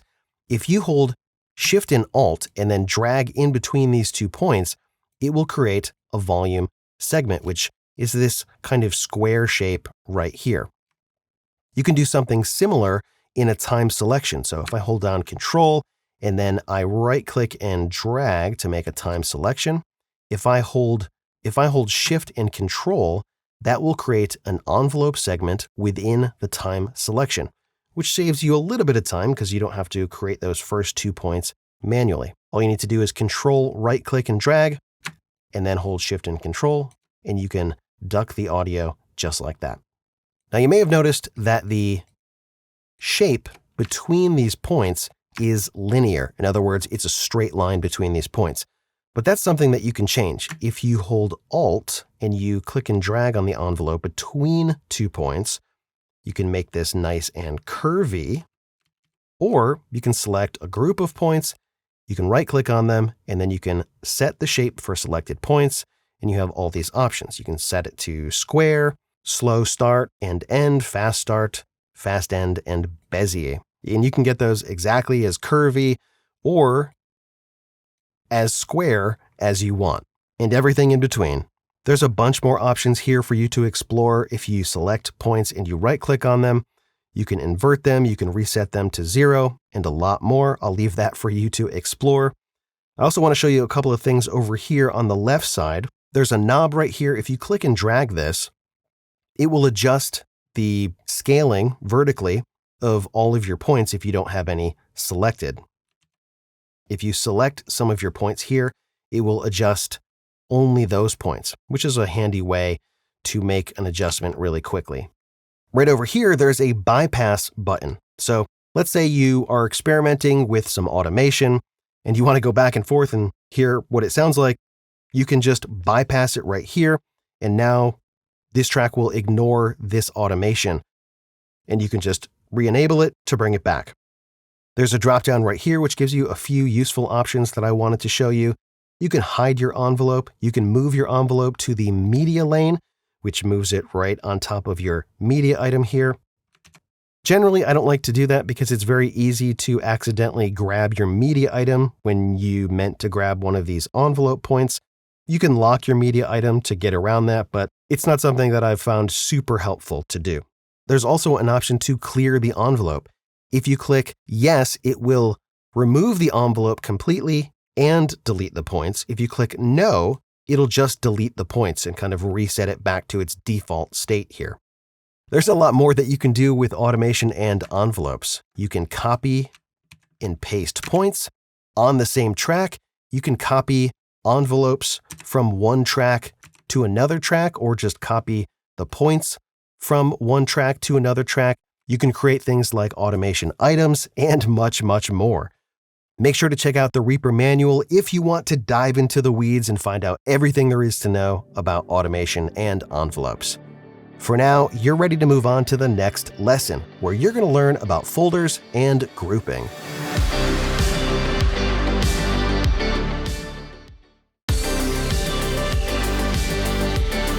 In this lesson, you will learn about folders and grouping. Using track folders in Reaper is a great option when you want to process multiple tracks together. Let me show you how it works. I'm going to create a new track and bring it all the way up to the top in the track control panel, and I'm going to name this. And then if I click on this button right here, this will cycle between making this track, a folder, or the last folder in a track. So if I click this one time, every track in my project below this track folder will now be inside this track folder. And once I have that set up, the audio from all of these tracks will now be routed through my track folder, which means I can process all of these tracks together.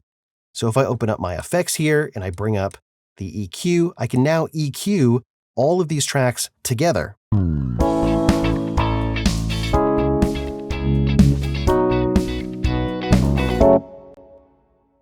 which is really handy for processing similar tracks like overheads, snare drum tracks, 10 different drum tracks, background vocals, guitar tracks, and much, much more. This is also a great way to control the volume of multiple tracks at the same time. So if I adjust the volume here in the track folder,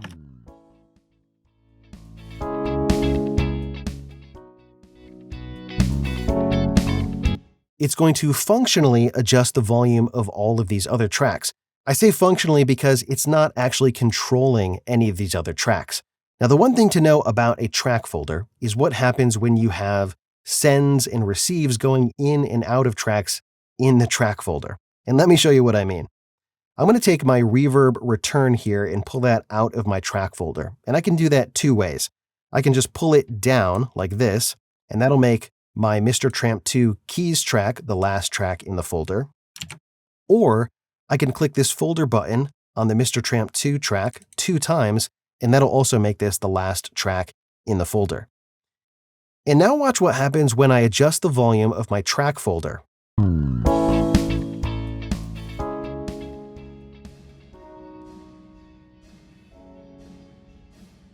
If I pull the volume all the way down in my track folder, I can still hear the audio coming through the reverb return because the routing didn't change. And this drum track, for example, is still sending audio to my reverb return. So that's something that you got to watch out for if you're using an effects return track like this reverb right here, and you have other tracks put in a track folder. When you adjust the volume of the track folder, it's not going to adjust the sends going to the reverb return. So probably the best way to handle this is to make sure that this reverb return track is inside the track folder. But there are other ways to control the volume of multiple tracks from one single track. I'm going to pull all of these out of the track folder, and I'm going to rename this track to lead track. Then I'm going to right-click on this track, come down to track grouping, and then select track grouping parameters. And with track grouping, there is a ton that you can control. I'm going to show you some really simple things here. To start, I'm going to select my lead track, and then I'm going to just assign all of these lead functions here by just clicking on this lead button right here.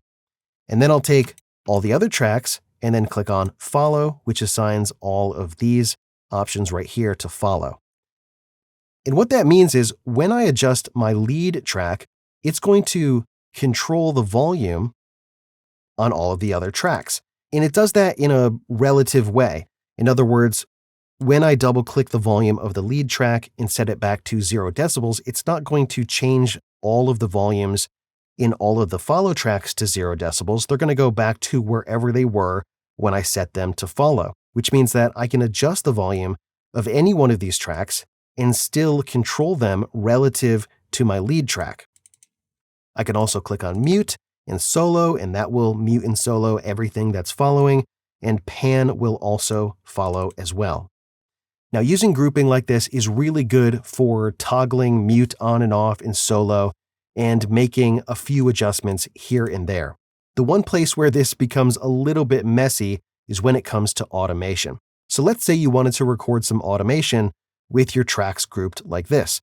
I'll set my lead track to touch, and what you'll see is everything that's following is now armed for automation as well. And if I record some volume automation,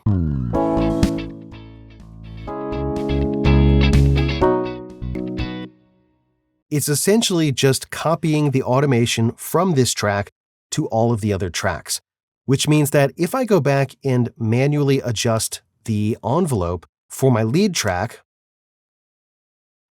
it won't update in any of the other tracks. Check it out.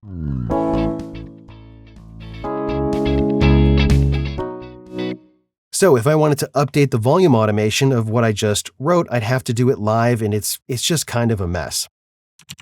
So let me show you another way to group these tracks that works a little bit better for automation. I'm going to select all of these tracks and then press Ctrl-G on the keyboard to bring up those track grouping parameters. And with everything selected, I'm going to click None, which is going to clear out all of the grouping. And I should also set all of these back to Trim Read. This time I'm going to select my lead track here, and instead of selecting all of these things, what I'm going to do is enable VCA lead, and I'm also going to enable solo, mute, and pan lead. And then I'm going to select all the other tracks that I want to control, set those to VCA follow, solo, mute, and pan follow. And with the track set up like this, mute works exactly the same way, solo works the same way, and pan works the same way. You can see the pan updating on all the other tracks, but the volume works much better when it comes to automation.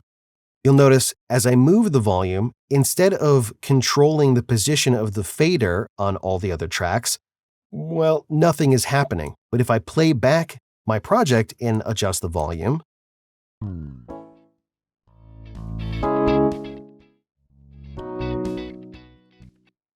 you'll notice that it is turning down the volume of all of the tracks.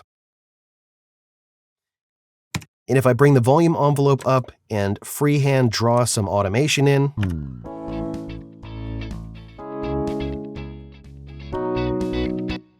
all of these other tracks are following the volume envelope from the lead track without having automation written on them. Which is great because if you already have automation or envelopes on any of your other tracks, it's still going to work just as it did before. But on top of that, it's going to follow the automation for the volume on the lead track. So it's kind of like a volume on top of a volume, which seems crazy, but it just gives you another level of control. I'm going to select all my tracks and I'm just going to reset the grouping on all of those. And before I wrap this lesson up, I just want to point out that you can have up to 64 different groups in Reaper, and you can rename them so that you can keep track of which tracks are grouped together. All right, coming up next, you're going to learn about project, markers, and regions.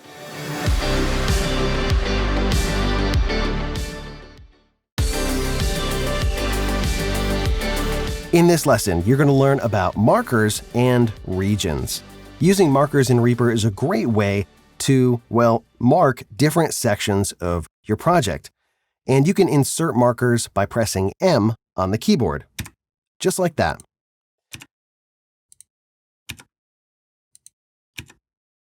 Now, if you have snapping enabled and you are using the grid, your markers will snap to the grid. But if you turn off snapping, you can slide these markers wherever you want.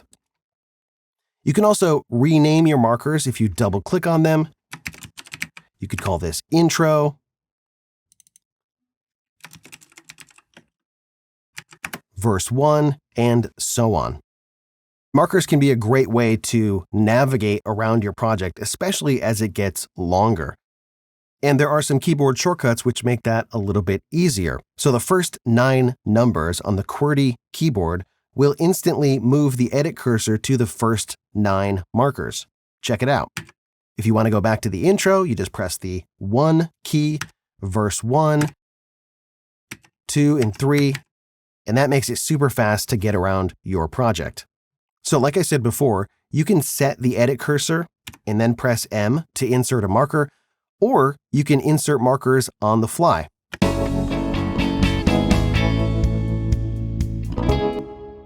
Just like that. And you can see I can use the keyboard to jump in between those markers as well. Now, if you have a bunch of markers and you want to go in and modify and rename them, double-clicking on each one can be a little tedious, so I also want to show you the Marker Manager, which you can find by coming up here to the menu, select View, and then it's right down here, Region/Marker Manager. And if you uncheck Regions and check Markers, you'll see all your markers in your project. So you could rename these sections here, just like this.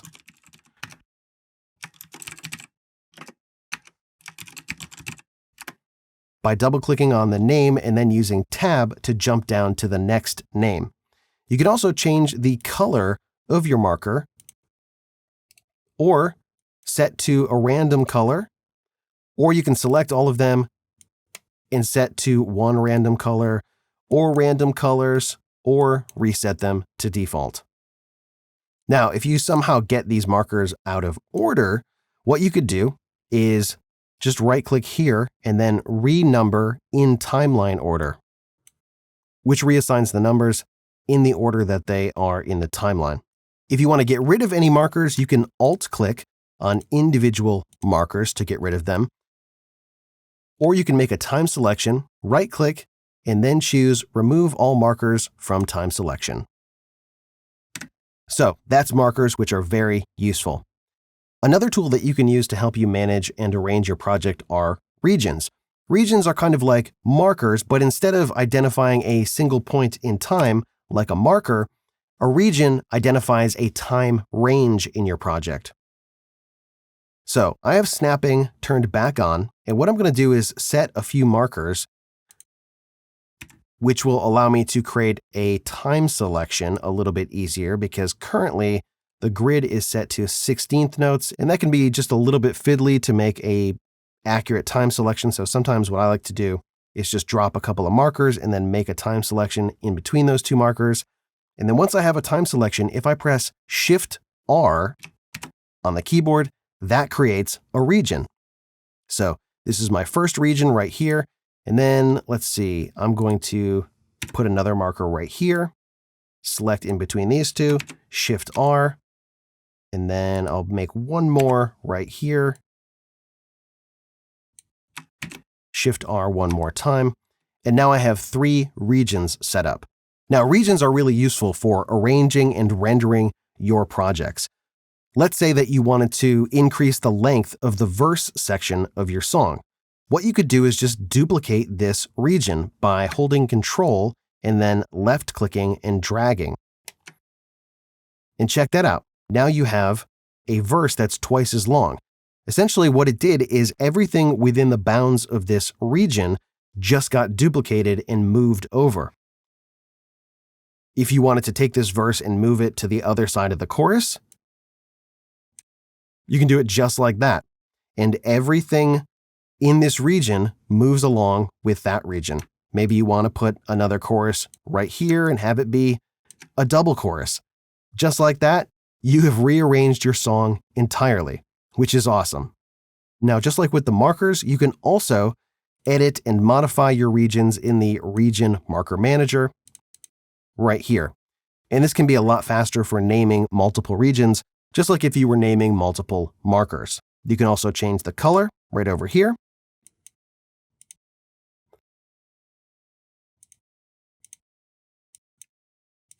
And that can help you identify different sections of your project. As I mentioned a minute ago, you can also use regions to help you render your project. And I want to show you that really quickly by switching over to a real-world project that I was working on just the other day. What you're looking at here is a 9-hour-long audiobook by John Maxwell. A buddy of mine, Andrew, recorded and edited this, and then he sent it over to me to master it and get it ready to be published on Audible. And as you can see here, every single chapter in this book has its own region. So we have the opening, the dedication, introduction, and then it gets into the meat of the book with these 16 laws right here.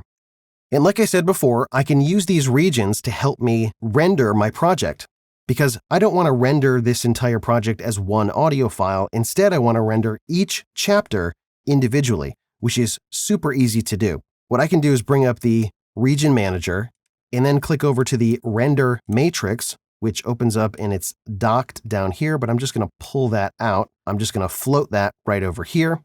And you can see that I have selected the master mix for each one of these regions. And then if I go to render my project, by hitting Control-Alt-R, you can see that my project is going to render 21 files, which is every single one of those chapters, because I have the source set to Region Render Matrix via the master mixer. So essentially, it's going to render each one of these regions via the master mix, which means that it applies all of my processing. And right down here, you can see it's going to render 21 files. And the great thing about doing it this way is I can get Reaper to name all of the files however I want. So right here in the file name section, you can see that I have this little $, and then it says region number, and then underscore $region. And if you look at the file names, it's going to name all of those with the region number, which is right here, and then the name of the region. And that saves me a ton of work. Now, I'm going to talk more about render settings in an upcoming lesson. But for now, it's time to move on to the next lesson where you're going to learn about actions and customization.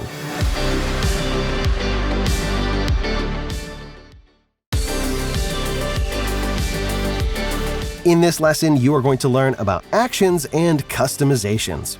Like I've said several times throughout this course, Reaper is very customizable, and in this lesson, I'm going to show you a few of those customizations that you should know about. First, let's look at actions. Come on up to the menu, click on Actions, and Show Actions List. Reaper already makes extensive use of keyboard shortcuts, but on top of that, there are hundreds of actions which you can find in this Actions list that represent things that you can do in Reaper that you can't find in any of its menus. Now, when you look at any single action, they're not that impressive, but the real power behind actions comes when you realize that you can string multiple actions together in a sequence to create custom commands that can be executed with a single keystroke or MIDI input. And if you want to change any of the default shortcuts, this is where you go to do that. So if you want to find the action you're looking for, probably the easiest way to do that is to type something in the filter box right here. So if you type normalize, you can see there are already 2 shortcuts assigned to normalize actions, but there are several other normalize actions that may be more useful. For example, the default shortcut for normalize is set to Control-Shift-N, and that action normalizes items to 0 decibel peak, which is not something that I find useful at all. So what I usually do is change that shortcut to something else. So I'm going to select that shortcut right down here and delete it, and then I'm going to select this action right here, normalize items, peaks, RMS, LUFS, and then click Add, and type that shortcut in again. I find this a much more useful action to execute when I'm trying to normalize, because when I select a media item or several media items, I get this little pop-up, and I have all these different options that I can use to normalize those items, which is super handy for dialogue, for podcasts, and much more. Another thing that I like to do is change the default behavior for play and stop in Reaper. Now, right now, when you press the space bar, it's going to play, and then when you press it again, it's going to stop. But when it stops, the play cursor jumps back to where it was when you started playing, just like this. Now, that's totally fine if you're working on music, but when I'm editing things like audiobooks, podcasts, or voiceover, that drives me nuts because sometimes I'll play and I'll be listening and editing in real time as it's playing, and maybe 2 or 3 minutes will go by, and then I press the spacebar again, and the play cursor jumps back 3 minutes ago, and then I go and try and find the word that I just heard to try and find the place that I wanted it to stop. So there's an easy way to get around that, and that's just to change the default behavior for play and stop. And let me show you how to do that really quickly. So to find that shortcut, I'm going to click on this Find Shortcut button right here, and then press Spacebar. And this is the thing that I want to change, which is transport, play, and stop. I'm going to remove this shortcut right here, and then I'm going to add a different shortcut, which is Shift Space. And then I'm going to create a new custom action, a really simple one, by clicking on New Action, New Custom Action right down here. Play and transport has already been added, I think because it was just selected, and that's totally fine because I need this action anyway, but for any additional actions, I can search for them over here, and I do need one, and it's called Move Edit Cursor to Play Cursor. I'm going to drag that in and put it above this transport, play, and stop. I'm going to name this Stop on Cursor, and then click OK. And then at the very top of my actions list, I can see my custom action. I'm going to add a shortcut, which is Spacebar, and then click OK. And so now if I play my project,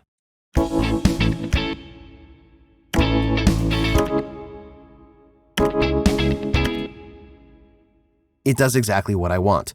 Now, like I said before, this way of play and stopping using the spacebar is probably not ideal for music production, but for a lot of the other ways that I use Reaper, it's much better.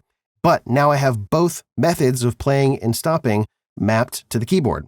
If I press Shift and Space, and Shift and Space again, the play cursor is going to jump back to where it was before. Now, if that becomes too confusing, which it definitely can, what you can do is just export two different key maps, which you can do right down here. So what I'm going to do is click on Key Map and then Export Shortcut Key Map. And I'm going to call this Video Play Stop because this sort of play and stop is much more similar to how video editors work. And I'm going to click Save. And then I'm going to swap these shortcuts around. So I'm going to click Add right here to my custom stop on cursor. And I'm going to switch this to Shift Space and then click OK. And because Shift Space is already assigned to that other action, Reaper's going to say, hey, this key is already mapped to this action. Do you want to override it? Yes, I do. I'm going to select Space and then delete it. And then I'm going to search for Play Stop. And I'm going to add the shortcut and then hit the space bar. And now I've basically put it back to the default way that play and stop works, except that I have this additional shortcut of Shift Space. And then I'm going to export this shortcut key map, and I'll call this Normal Play and Stop. So right now, play and stop work as they did by default, which is fine. But if I want to switch to that other key map, I can just import this one right here. And now those are swapped around. And you don't have to worry about this being super overwhelming because if at any point in time you want to restore to the factory defaults, you can do that right here. Key map, restore all shortcut bindings to factory defaults. Now I want to show you one more customization really quick, and that is to mouse modifiers. Now, one thing that I like to do when I'm editing, particularly when I'm doing sound design or voiceover or podcasts, but this definitely comes in handy when I'm doing music as well, is have a mouse modifier that allows me to adjust the curve of this fade. And this will work for fade ins and fade outs and crossfades as well. Right now, I can adjust it by right-clicking and selecting one of these shapes, but that doesn't give me a ton of control.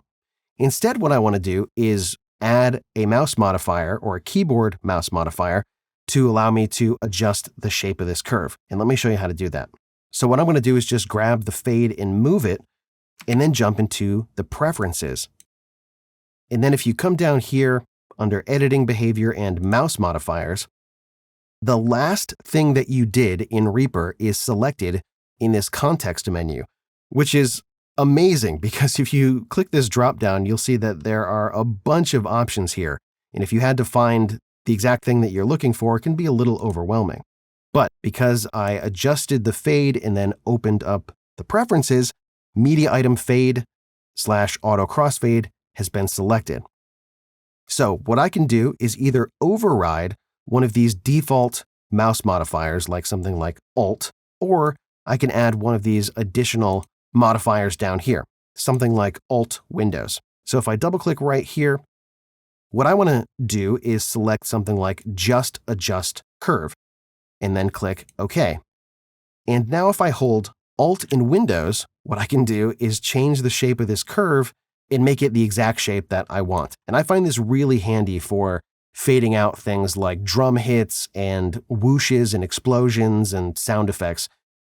Another mouse modifier that I like to change is not currently set up. Sometimes what I like to do is adjust the end of a media item, but leave the start of the fade in place. So maybe I want the fade to start right here, but I just want it to go longer. And that'll work a little easier if I turn off snapping. So let's say I wanted the fade out to last this long. Well, without that modifier, I'd have to do like multiple things here. So let me show you how to set that as well. I'm just going to wiggle the end of this item here and then go back into the preferences. And now media item edge has been selected. And I can select something like Control Windows, double click, and then select Move Edge without changing fade in end time. And then click OK. And now if I hit Control Windows, check this out. That's exactly what I wanted it to do. Now I can adjust my fade curve. And I find this very, very useful for fine-tuning how items fade out. And that right there just scratches the surface. There are a lot of other customizations that you can do with actions, with modifiers, and much, much more. All right, coming up next, you're going to learn about rendering.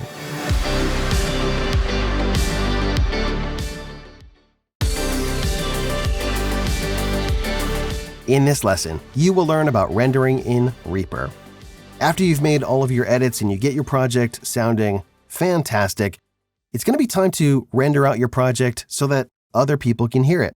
And let me show you how to do that.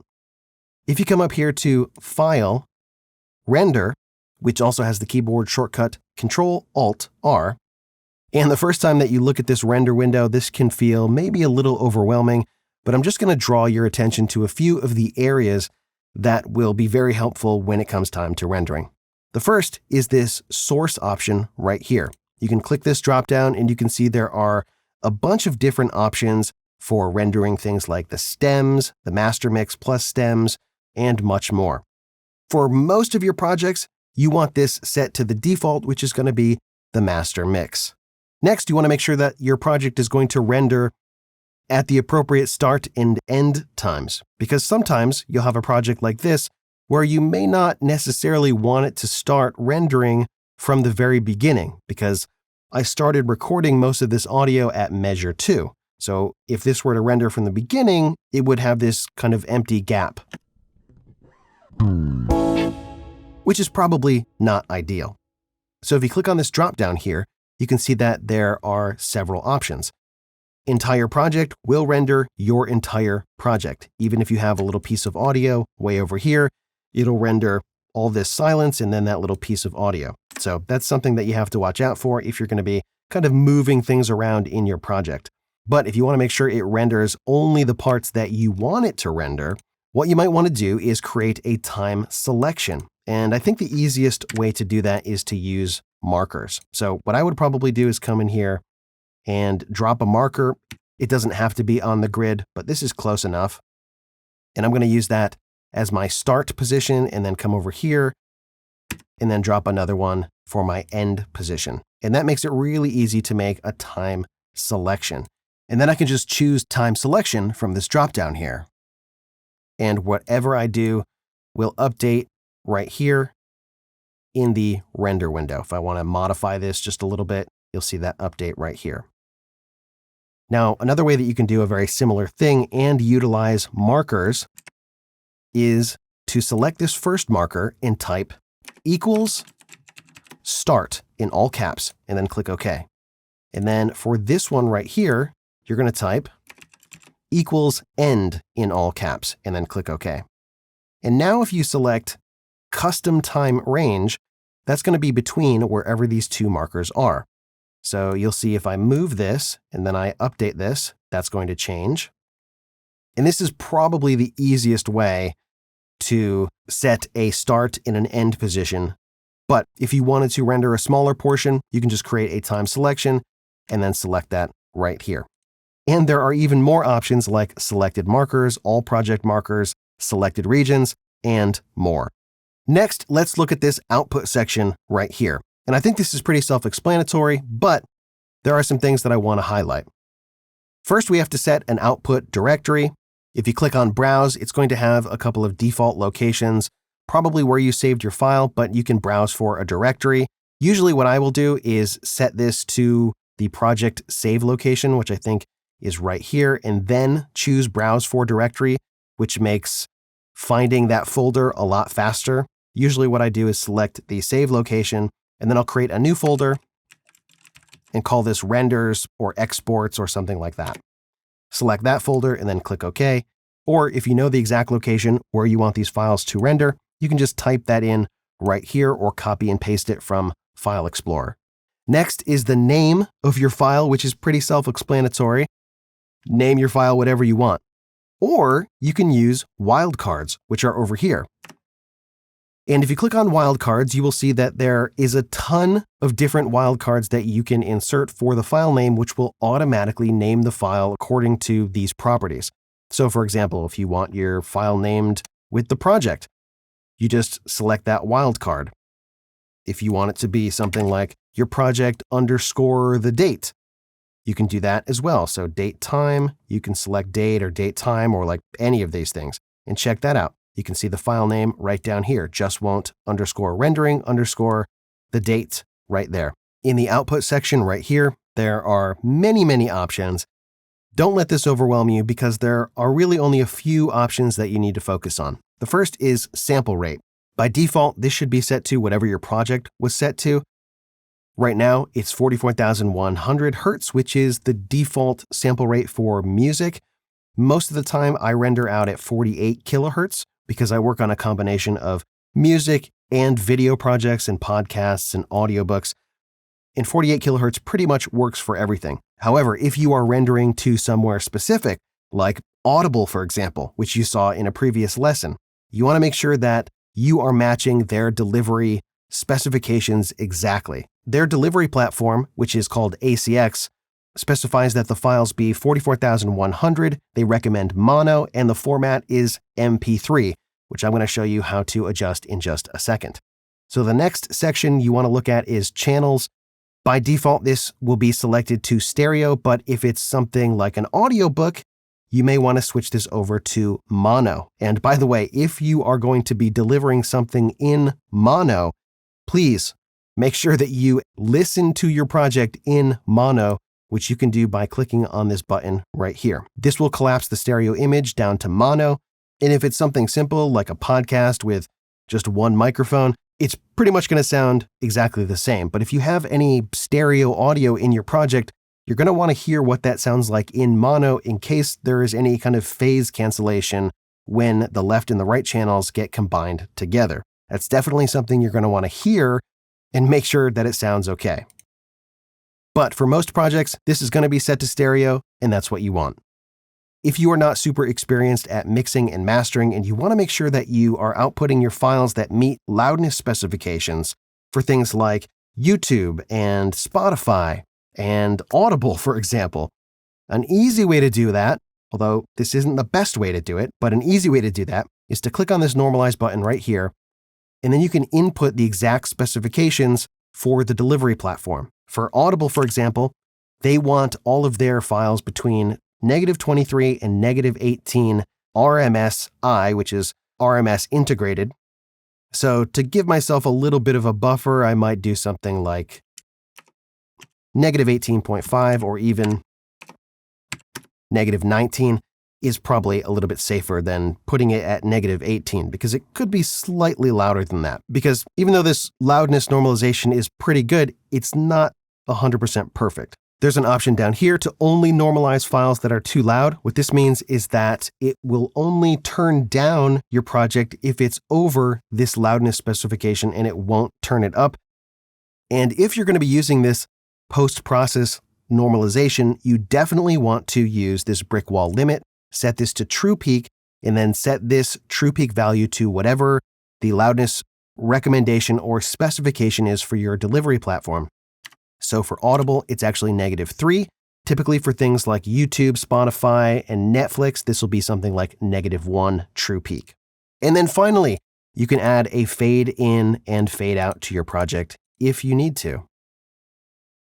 If you are exporting something like MP3, you can click on this metadata option down here, and then you can add all kinds of metadata for the ID3, which is supported by MP3 and Waves and AIFF. If this were like a podcast, you can add your cover art and all of the other important metadata so that when this goes out to your delivery platform, it shows up and it displays all of the relevant metadata in the podcast player. And if you're wondering what metadata you need to use, a couple of Google searches will help you to sort that right out. Next, you have some options for output. You can see you have a primary output format and a secondary output format, which by default is not selected. What this means is that when you render, you can output two different file formats. So if you wanted to render a wave and then as a secondary, you wanted to do something like an MP3, you can do that right here. And there are a bunch of options for each one of these output formats. If this was the type of project that you want to send out to some folks to get some feedback, odds are you're not going to want to select WAV because that's going to be a much bigger file than it needs to be. And you can select something like MP3 and then set the bit rate somewhere between maybe 160 to 256 or even all the way up to 320 kilobits per second. And that'll adjust how big your file is and also adjust the relative quality. The one thing that Reaper can't do is render out an AAC audio file. But if you need to do that, what you should do is render out a WAV and then do a Google search to find yourself an AAC encoder. A couple more options down here that you might want to check out. One of those is silently increment file names to avoid overwriting. This can be a really handy option if you are rendering different versions and you want to make sure that you don't accidentally overwrite a previous version, because if you don't change the file name, Reaper will render over top of it. Now, it does come up with a warning, but if you're not paying attention, that's pretty easy to do. So, for example, if I render this out, you'll see that it's going to render it out. It's going to give me all kinds of loudness information right here, which is very useful. And once it's done, you can close that. But if I go to render this again, without changing the file name, Reaper's going to come up with this little warning and say, that file already exists. Do you want to overwrite it? Do you want to increment? And you can select this to always silently increment file names to avoid overwriting if you find that useful. Sometimes I actually intentionally overwrite an audio file because if I'm doing a video project and I'm mixing the audio in Reaper, I don't want to necessarily have to re-import an audio file and then line it back up. So I'll just overwrite it, which replaces my file in my project. But you're going to want to make sure that you select the right option for you and for your workflow. Once this is done rendering, you'll see there are a few useful buttons here. You can launch the file, which will open it up. You can open the folder. You can open the Media Explorer in Reaper, which will go right to where that file is. You can change the statistics that Reaper shows you when it renders. So all of these are loudness statistics. This is loudness units, full scale integrated, short-term, momentary loudness range, true peak clip, and true peak levels. You can select some different options down here if you want. If you click the back button, it goes back to the render window. If you click close, it will close that window and the render window. And that's pretty much it. Now you know how to render your projects. All right, coming up next is the final lesson in this course where you're going to get a few more tips and tricks. Check that out coming up next.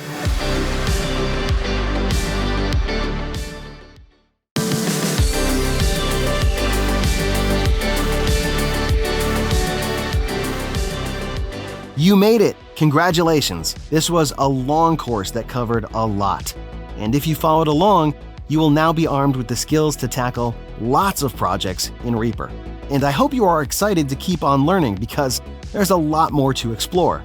Because I was mostly covering the basics in this course, I didn't really get to focus on using specific effects like compression, EQ, and reverb, and others. That's because those are pretty deep topics, and covering those in detail would have made this course like 5 times longer. But get subscribed to Tuts Plus for more advanced videos on audio processing, Reaper, and much more. If you are a musician, you might be feeling like Reaper is a little bit light on instruments, and it definitely is. The synths and sampler that come with Reaper are not super useful, but there are a ton of free and premium VST instruments out there.